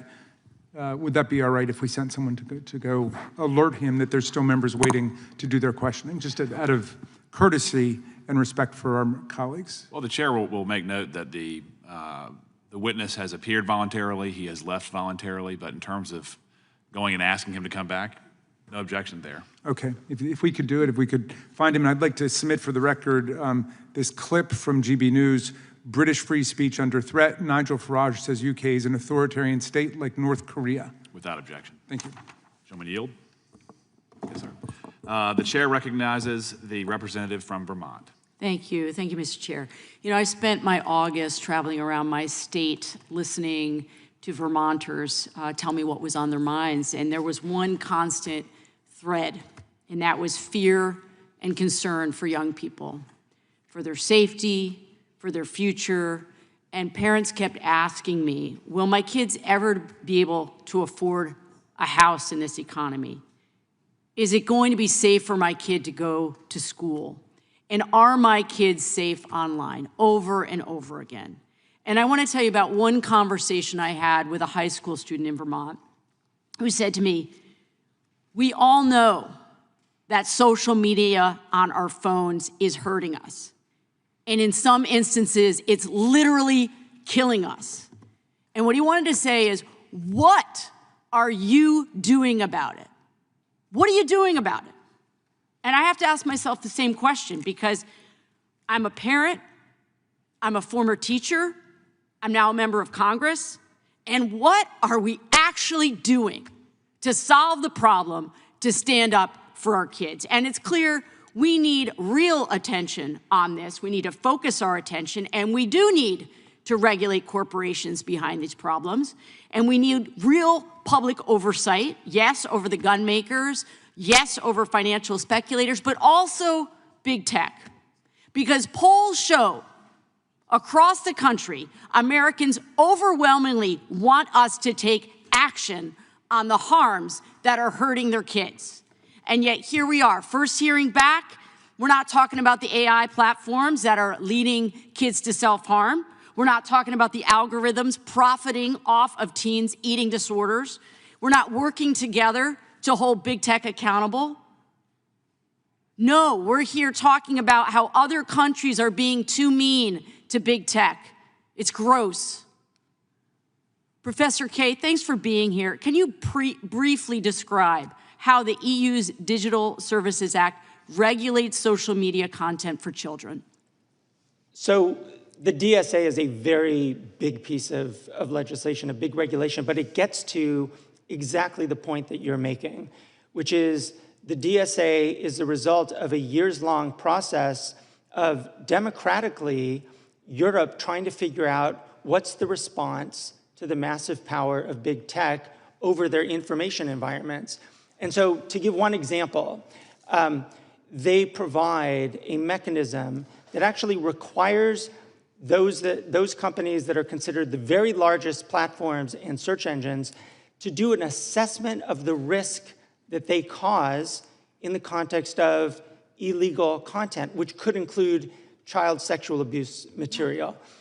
That is really only doing that basic risk assessment that we should imagine all companies would do. Exactly. And then based on that, they're actually obligated to take mitigating measures against them. Professor So that's Kaye, one example. Yeah, I mean, this is bare minimum stuff here, right? Bare minimum. Yep. Risk assessment. What are we subjecting our children to? Correct. And so in your assessment, does the EU prioritize protecting kids and teens from content related to suicide and self-harm? So the DSA is not content specific, right? It doesn't require any company, for example, to take down any particular kind of content. But in the risk assessment provision, it's pretty clear, and if you read the negotiating history around the DSA as well, it's pretty clear that this is one of the key issues that concerns Europeans and thus concerned the regulation as it was adopted. Thank you. I really appreciate you being here to balance this out. So look, we got to follow the money here, okay? I want to draw your attention here to the visual here, okay? Trump inauguration fund, Amazon, $1 million, Meta, $1 million, Google, $1 million, Microsoft, $1 million, Apple, $1 million, OpenAI, $1 million, and the list goes on. This hearing is not about making the internet a safer place for kids. It's about harassing Europeans who are trying to do something. No, it's imperfect, but they're trying something, and we sit here twiddling our thumbs. There has never been a more important time than now to create some basic rules for big tech. Our kids are more important than these billionaires and their shareholders, period. If we truly want to protect our kids, we have to push back on unrestrained corporate power and try to retain some moral clarity in this moment. Jill? I was told I would have more time because there was a member that went over by a minute. Sure, go right ahead. We should be looking at any country around the globe who is actually trying to do something. And no, should we copy exactly what they're doing? No, but we shouldn't stick our heads in the sand and say that, oh, there's nothing we can do here. We cannot maintain the status quo and then go back to our constituents and look these parents in the eye and say that we're actually doing our jobs. The solutions are right in front of us if we would actually do the work here in this committee. And I yield back. The gentlelady yields back. I would just remind the gentlelady that Mr. Zuckerberg from Meta sent this committee a letter a year ago, August of last year, saying that the Biden administration pressured them to censor. They did it. They're sorry. They're not going to do it again, and they've changed policy. I said that in my opening statement. So we do think this committee's had a huge impact on protecting free speech. The gentlelady from Florida is recognized for 5 minutes. Thank you, Mr. Chairman. Today we are examining a growing threat, the way that Europe and the UK are using so-called digital safety and competition laws to undermine American values and American innovation. The EU Digital Services Act and the UK's Online Safety Act go far beyond legitimate regulation. They empower foreign bureaucrats to label political dissent, even ordinary phrases like "take back our country," as hate speech. And they pressure US platforms to apply those censorship rules globally.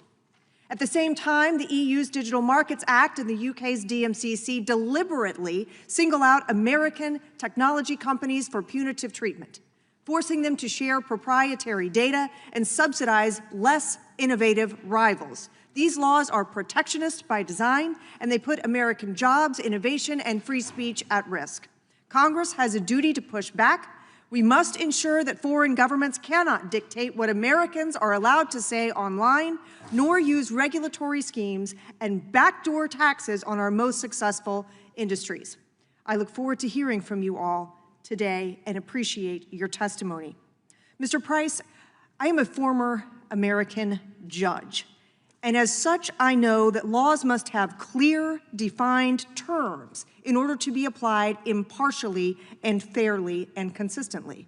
I'd like to return to the discussion of the OSA and specifically the requirement under which that for speech to be censored as a false communication, it must cause, quote, non-trivial psychological or physical harm.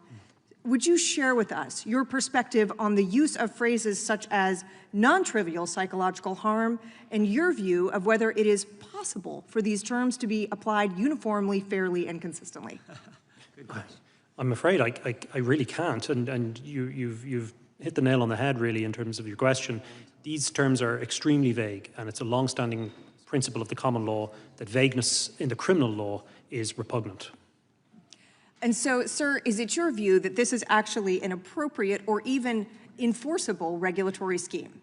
It's not appropriate, but they certainly intend to enforce it. Mr. Reed, I'd like to turn back to the DMA's application to our companies and the concept of gatekeepers, which we touched on earlier today. Would you please describe how that operates and how these regulations are creating an unfair competitive advantage for European and Chinese firms at the expense of American companies? Well, I think the primary problem with the way that the EU has set up the gatekeeper requirements is it's driving the largest companies to essentially pull back on the tools they build for my members from the frameworks that they build for the small businesses. Ironically, oftentimes these small guys are the ones that are going to compete with them because it allows them to say, well, in order to comply with the DMA, we need to remove various functions. And this isn't hypothetical. What we've seen so far in our discussions is they want to remove link-throughs. They want to remove other elements that they see as essentially keeping power in a few of the big companies. The irony is, of course, the small guy, not the medium-sized guy, not the billionaire, but the truly small guys actually need that foothold to step up. And so what it creates is an environment where, sure, there'll be some billionaire companies that will do well out of the DMA, but the thousandaires, those of us who are trying to get to that next level, are the ones who get crushed between the two giants. Thank you. I yield the balance of my time to the chairman. Hi, thank you. Mr. Price, I just want to make sure I understand exactly what's happening. A pastor gets arrested for what he said, but the guys who attacked him don't. Lucy Conley said things that she shouldn't have, probably. Not probably, definitely. What would Mr. Farage say? Intemperate, statements, but she took him down. She got more prison time than young violent offenders got. And Miss Rose Doherty, I believe, was praying silently outside, and she got charged. Is that all accurate? The only point I would add is Rose Doherty, 74-year-old grandmother, was arrested for holding a sign that said, "Here to talk only if you want." Oh, so she's praying silent, not saying anything, just a sign, right? Just a sign, sir. Oh, wow, Yes, wow. And if an American comments on this in a way that the DSA defines as disinformation, misinformation, hate speech, they can have their speech taken down as well. Is that accurate? That is entirely accurate within the terms of the DSA. That's the state of play. Mr. Reed, I would just point out, when Ms. Verkunen, the lady who took Mr. Breton's place, when she was here talking about how the Digital Markets Act can impact companies, she said, we don't have anyone in Europe complaining about the law. And my response was, that's because you don't have any companies. The way you define it, according to Mr. Price, and you understand, it only includes American companies and one Chinese company. Is that right? Well, the irony is there are a lot of smaller European companies that are complaining about the DMA. Not the idea that they need a competitive landscape, it's that it focuses on entirely the wrong thing. Yep. You hit it on the head. A lot of our members come here to get money to go back there to build products. Yep. I'm sorry, they called votes. I do want to move quickly, and I shouldn't have went over. Mr. Garcia is recognized. Thank you, Mr. Chairman. We're here today for two reasons. One, because Republicans are in the pocket of big tech, and two, they want to distract us on their war on free speech and expression in the U.S. We all remember Trump's inauguration. The tech oligarchs were all there.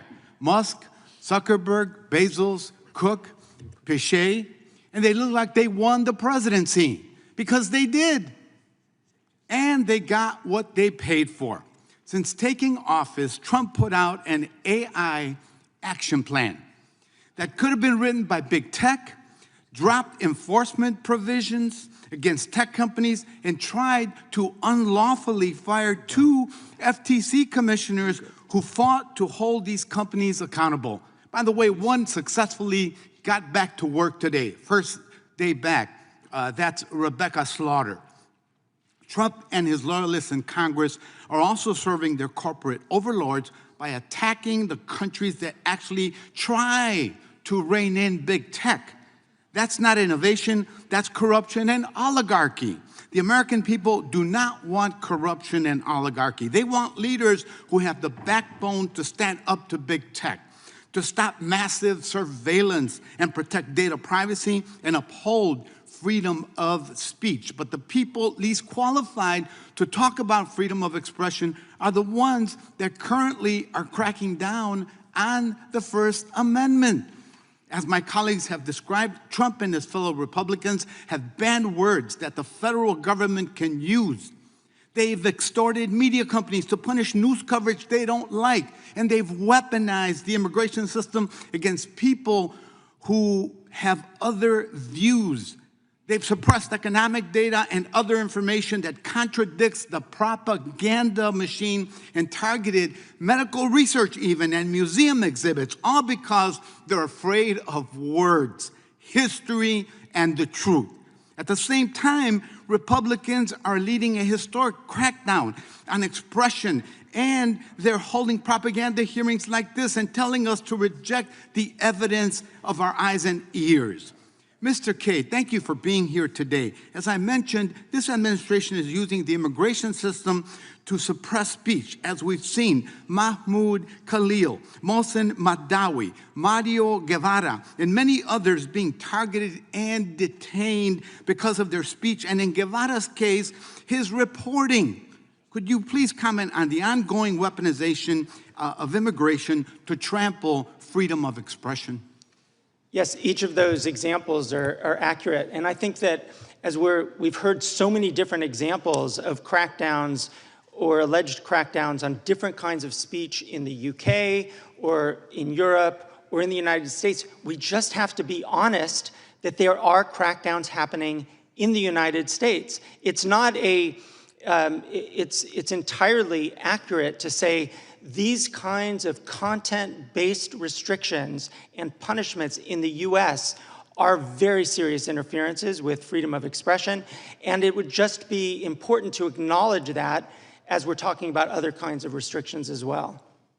Thank you for that. It's really important that we not allow arsonists to pretend that they're firefighters, and we must not let Republican lies prevail. I yield back. Gentleman yields back. We will do one more, then unfortunately we have to recess for votes. And I know you guys have been sitting there for 3 hours. You need a well-deserved restroom break. We'll see if we got some refreshments for you back there, hopefully. Mr. Harris is recognized, and we'll take a quick recess. Thank you, Mr. Chairman, and thank you for this important issue, and to all of you that have shared on this panel today. Greatly appreciate your patience, excuse me, and your thoughtful answers. I've served as a pastor for 36 years, and so obviously I have a heightened sensitivity to the whole issue of when governments and institutions begin to talk about hate speech and the censorship of hate speech. And I guess one of the questions that I'm concerned about today, and I'll ask you, Mr. Price, because of your experience in this area, particularly with ADF, would you consider posting a Bible verse hate speech? No. And is saying there are only 2 genders hate speech? I certainly wouldn't consider that hate speech. And so, yet the UK's Online Safety Act, among other things, is requiring companies to take actions against content which, quote, incites hatred against people.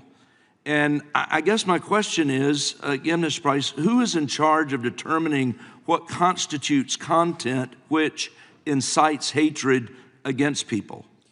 The regulator of the Online Safety Act is Ofcom, which is the statutory body, and the legislation itself includes what they call priority content. That's content that would be age restricted, encompasses things that are illegal outside or in real life, not online.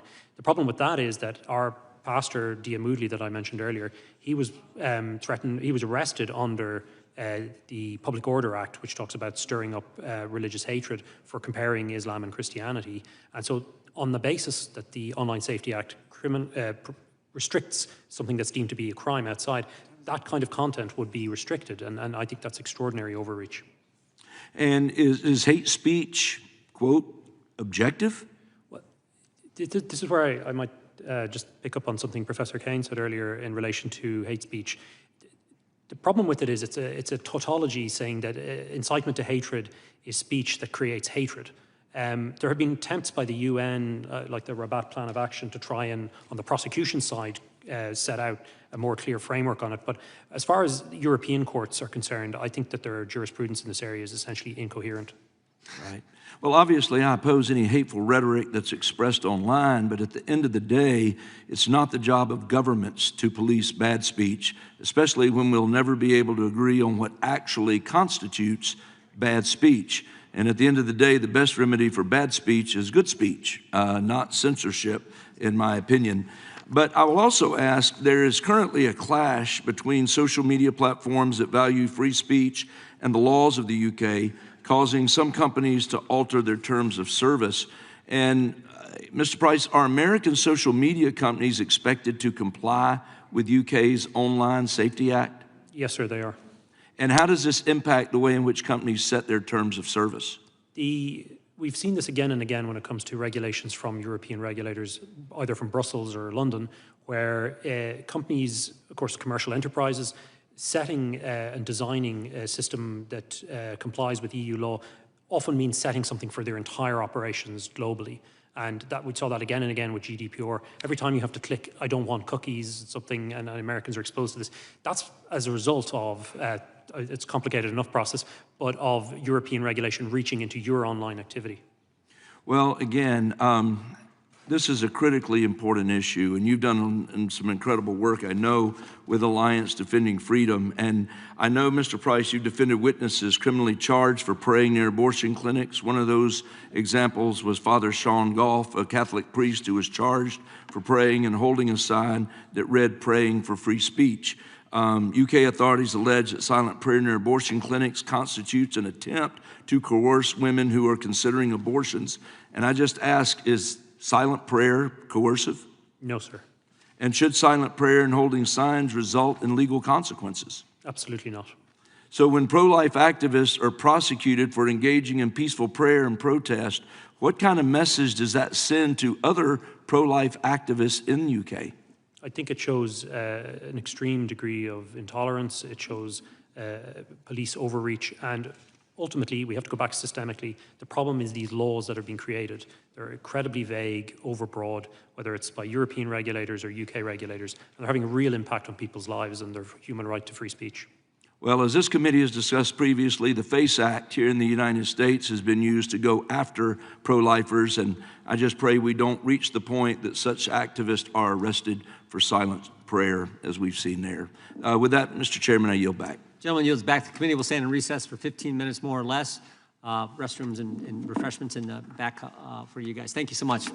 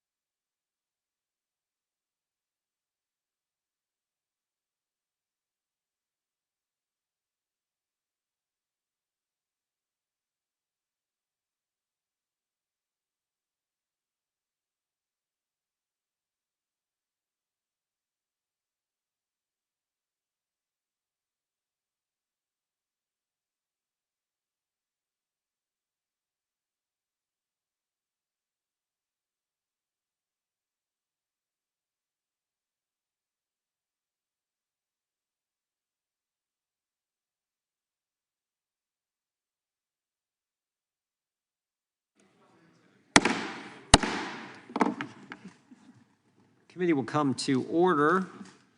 We have a few more. Again, I want to thank our witnesses. You've been very patient, very good. We appreciate you being here. We're going to start with the gentleman from Wisconsin, then we'll go to the gentleman from North Carolina, unless a member of the minority party shows up, then we'll go with them, and we'll finish up from there. So the gentleman from Wisconsin is recognized for 5 minutes. It's my opinion. First of all, I had a few comments I wanted to have for Mr. Farage, do we call it, before he left. And I have always known there's certain things you think about the English. I know we can't stereotype today, but when you think of the English, you think of irreverence, you think of accepting of eccentricities, right? You think of their dry sense of humor. There is no, if we had to crack down on free speech in any country in the world, the country we'd lose the most in is if we crack down on free speech in England, because they are great, aren't they?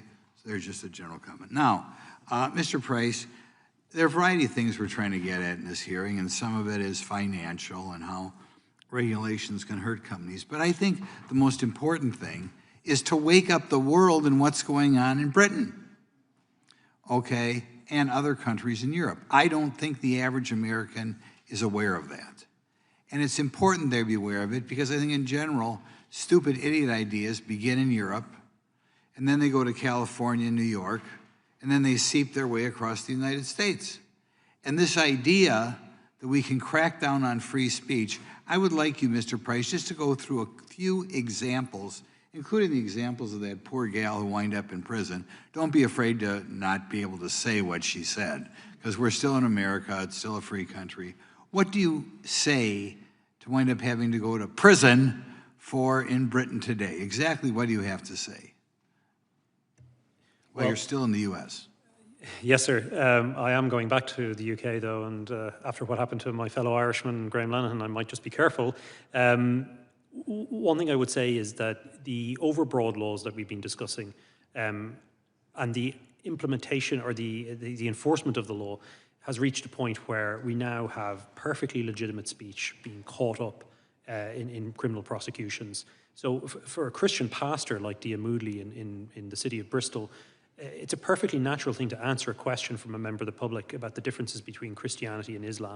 And the fact that he was ultimately arrested under the Public Order Act there for stirring up religious hatred, which a charge they later dropped, and not the people who were assaulting him, gives us an idea of how bad things have gotten in the UK. And we were delighted, of course, that Vice President Vance, in his Munich Security Conference speech, drew attention to this other class of cases involving prosecutions for praying silently or for holding a sign offering consensual conversations in the vicinity of abortion clinics, which is an extraordinary assault on freedom of speech and, I would say, freedom of religion as well.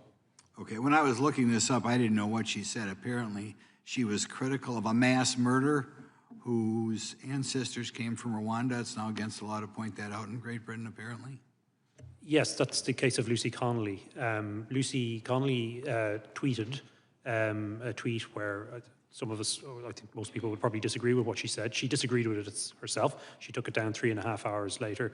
It was, as Mr. Farage said, in a moment of great tension and great personal stress. And for that, she received a 32-month sentence. And she has been released since, but she was prevented from attending this hearing, which I think is a real shame.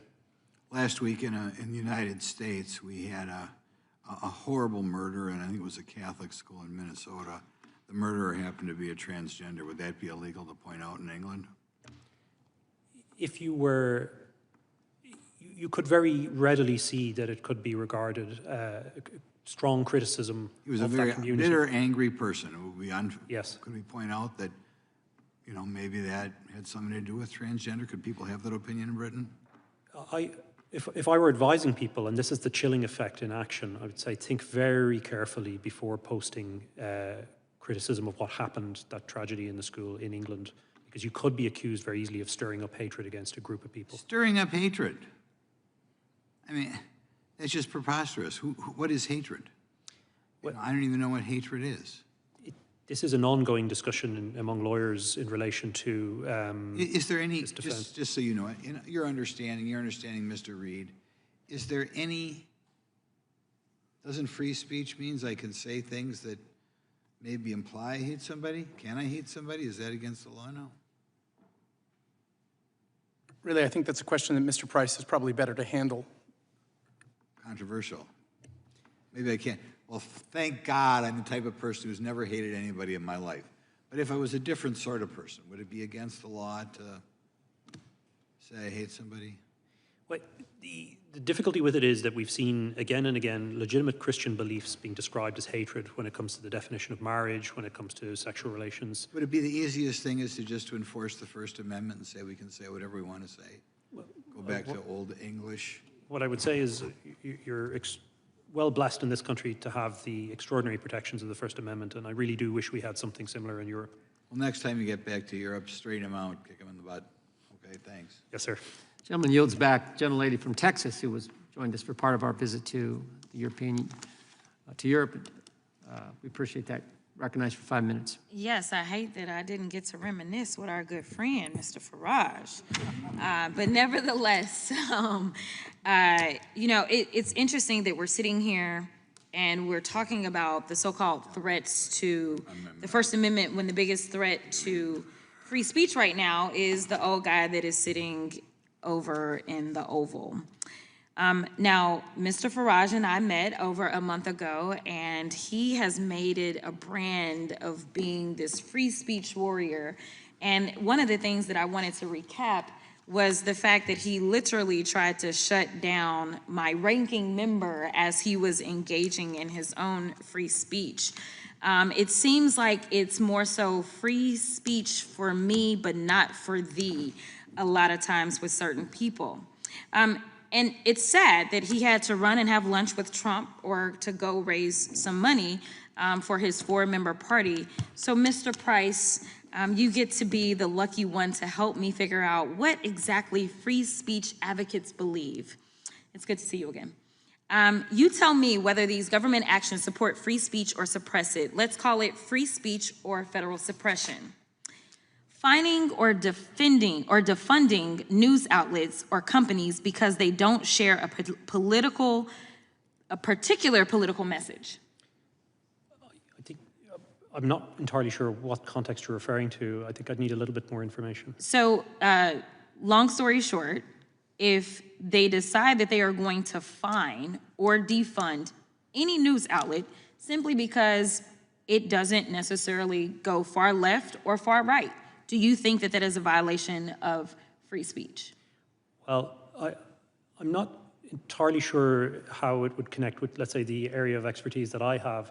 I think you may be referring to the PBS controversy. It's probably not something that I would be able to really... Not necessarily, but let me go to Professor Kaye. Professor Kaye, did you understand my question? Fining or defunding news outlets or companies because they don't share a particular political message?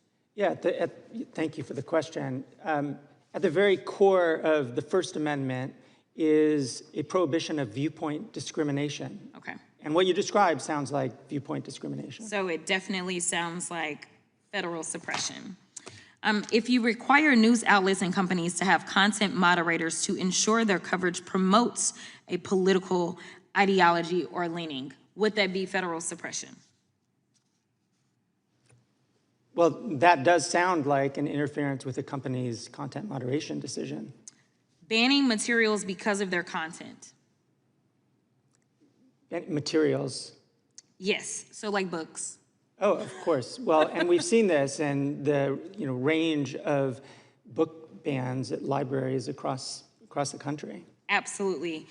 What about threatening private companies with lawsuits or fines unless they do the government's bidding?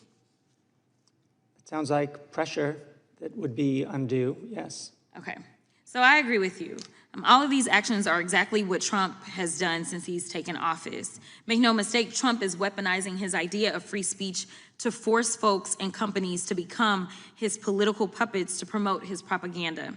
Trump and Republicans defunded NPR because they argued it was biased. Trump has removed books discussing racial discrimination at U.S. military academies, including the amazing Maya Angelou's Autobiography, I Know Why the Caged Bird Sings. He's tried to strip funding to schools across the country if they don't remove materials that include discussions of racial discrimination or that promote diversity. And in order for the merger between Paramount and Skydance to happen, the FCC chairman and Republican-appointed commissioners required Skydance to establish a bias monitor. And in its FCC order noted reports, quote, concerning negative media coverage of the Trump administration. This is to say nothing of Trump pushing television networks to get rid of comedians and talk show hosts who criticize his administration, say like Mr. Colbert. Let's call this what it is. It's Trump weaponizing the idea of free speech to force people, institutions, and companies to be his mouthpieces. This ain't free speech, it's propaganda. Meanwhile, my Republican colleagues are out here having a meltdown over the European bill, one that, by the way, includes provisions to fight child trafficking. You know, it's frustrating because we talk about being fiscally responsible and we talk about free speech. And right now, as we're having these discussions, you know who's trying to shut down members from voting in the way that they want to vote? It's the president, who literally said he would look at anyone who decided that they were going to vote to release the Epstein files as hostile. That sounds like a threat as it relates to all First Amendment protections, in addition to the fact that it's literally contravening our constitutional duty that we swore an oath to, because we don't swear to an orange king. Instead, we have sworn an oath to the Constitution, and we were elected to represent the people that elected us. Thank you so much, and I'll yield. Gentlelady yields. Gentleman from North Carolina is recognized. Thank you, Mr. Chairman. To the witnesses, thank you all for being here. This is a very important topic when we look at what's going on in Europe, and because of what's going on in Europe, what's happening by extension around the world. When we look at the encroachments on freedom of expression, freedom of speech, it is chilling. And it's remarkable that the countries that gave birth to the Western civilization that we all enjoy are really becoming totalitarian. And even points of expression that are organic to the United States or statements made while in the United States can result in being arrested once you return to Europe. If this was noted 15 to 20 years ago, people would not believe it. And listening to the witnesses here who are on the ground, who are dealing with these totalitarian measures in Europe, it's worth noting to anyone who listens that they are thanking the President of the United States. They are begging the President, they're begging the Vice President and the Secretary of State to continue doing what they're doing, fighting this repression that's going on in Europe. And we've heard testimony that economic liberty is diminishing, freedom of opinion is diminishing, freedom of expression is gone, increased scrutiny of online comments, Twitter, Facebook, or X, it's gone.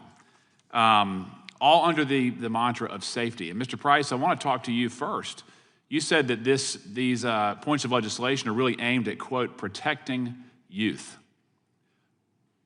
How exactly are the proponents of these restrictive measures, how are they making the argument that they're protecting youth?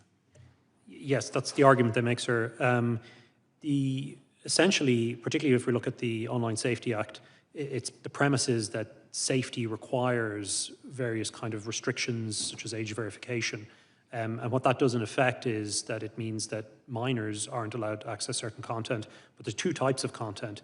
One is what they call primary priority content, which is the worst kind of things that we would all agree is wrongful. But then there's also priority or primary content, which would include things that I think are otherwise lawful that people should be allowed to access, particularly in the United Kingdom, where the proposal now is to give, I think it's been passed, or it's in the process, 16-year-olds the vote, who would then be prevented from seeing certain content under the Online Safety Act. And in terms of some of the examples you've mentioned that give me concern, it doesn't seem as though there's too much restriction for modern gender theory, transgenderism, aimed at children, or graphic or explicit material aimed at children. But there are restrictions on pointing out verses of Scripture or biblical truths that people adhere to. You can't discuss that online. How does that factor into the protection of the child? I think your point is well made. It's worth noting, and it often strikes me, that smartphones with internet access have been available, really, the iPhone was launched in 2008, And there were no immediate actions by governments or regulators to try and protect children from content. It's only after the election of Donald Trump and Brexit that there was suddenly an enormous effort at the European level to crack down on content in the name of safety. But I suspect, as I say, that there's an underlying political justification. So what's the goal? I mean, we've talked about the diminishing prosperity, the freedom is gone. There's diminished enjoyment of life, there's diminished humor, there's zero free-flowing information. What's the goal besides complete political power? Certainly think the goal, as you allude to, is narrative control. Information is the first and most important, as it were, quantity in a democracy. That's how we make our decisions based on what we hear. And if you can restrict the amount of information that people hear, or you can channel it in one direction, then you influence the democracy. And as I say, there's increasing discontent in Europe about the direction of travel in so many areas. And I do believe the DSA, like the German Network Enforcement Act and other related legislation, is part of a serious effort to control the narrative. And it's basically a tool of quote, quote, progressivism to silence dissent and to move the agenda forward. Is that correct? That's what I'm gleaning from the conversation today. Certainly in a lot of our work, it has gone that way. It seems that Christians are disproportionately targeted. There was a dissenting opinion by the Polish judge in a case called Dotra Rasobaka before the European Court of Human Rights in 2022, where he made the observation that when it comes to speech, those who are critics of Islam seem to be prosecuted and do not have the protections of the right to freedom of expression, whereas Christians, people who are critical of Christianity, are prosecuted and they suddenly are entitled to free speech in that context. So in the UK, we often call this two-tier policing, and I think there's a two-tier approach to human rights. Certainly the Polish judge did, and I agree with him. Interesting. Mr. Kaye, just briefly, in regards to the points that you've made, I appreciate what you've said, I appreciate your perspectives. Would you admit at this point that the Biden administration was involved in suppressing information as it related to various components of the COVID response, the COVID treatment plans, the vaccines, efficacy, and so forth? I mean, no, that is just not something I know. You wouldn't stipulate to that? No. Even in, I know you criticize Mr. Zuckerberg for saying that the government leaned heavily on social media companies to remove content as it related to COVID. So you do not think that the government was engaged in suppressing information in any way? Well, we know there was, because there's Supreme Court, cases around this, where the allegation was that officials in both administrations, the Trump and Biden administrations, did put some pressure on the companies in terms of public health messaging. There's no question about that. I think the court found that that didn't constitute unlawful pressure or coercion, but clearly those kinds of messages were part of the period of 2020, 2021.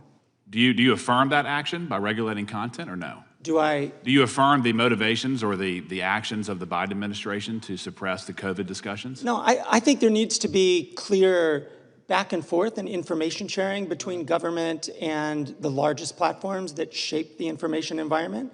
Of course, you don't want coercion, but I think you have to find the balance where that kind of back and forth can exist. Well, I'm sure you're aware that they say they were coerced by the Biden administration. I think it appears to be a partisan interpretation when you say that it was reasonable what Biden did with Facebook, with X, and so forth. Well, I mean, we could go back and forth, but my view is that wasn't coercion, actually. If you could type on Facebook, "These vaccines do not work," would that have been allowed? I think, no, it would be stripped. I think it would depend on when we're talking about. Under Biden, it would have been stripped. Yeah. I'm sorry, our time's up, but yeah. Anyway. Mr. Chairman, may I have just one very brief point? Of course. Yeah, thank you. I just want to make one point about hate speech, because there's been a lot of discussion about hate speech here. And I think it's valuable for us to at least understand the basis for where these hate speech laws come from. Most of the language from the international law on hate speech, particularly in Europe, was a result of the use of propaganda to target Jews and others during the Nazi Holocaust. So quite a bit of the hate speech is actually a response to that history. And I think at least acknowledging that that is a part of the cultural freedom of expression background in Europe is useful, so that it's not just a kind of bullying of Europeans, but also an understanding of where they come from. Yeah, but Mr. Price made the point, I think his last comments made the point about a two-tiered system, which they see versus how certain Christians get treated versus how people of a different faith get treated. And if you even use that term, two-tiered system, you can be criticized for using the term about something that many people think exists currently in the UK and in the EU. So there's been lots of comments there. I'll give the chairman, the ranking member some time, and I got maybe one last question, one last point I would like to make. Oh, thanks. This is just for a UC request, Mr. Chairman, because you had mentioned the outreach that you'd gotten from Mark Zuckerberg, and this is an article about that Meta to pay $25 million to settle 2021 Trump lawsuit. The sentence that stuck out to me was, the president signaled that the litigation had to be resolved before Zuckerberg could be, quote, brought into the tent, one of the people said. So just want to introduce that. Without objection? And one of the things is just the Supreme Court decision, Murthy versus the Missouri, disproving the government's censorship claims. Okay, without objection. I would just make one maybe final point, because it's been brought up several times, I believe. Well, I'll ask all of you. Mr. Kaye, has President Trump banned any books in the country? Are you aware of it? I don't know about him specifically, but I do know that, for example, Price, you know if President Trump's banned any books? From defense libraries, books on Martin Luther King have actually been removed. Has President Trump banned any books?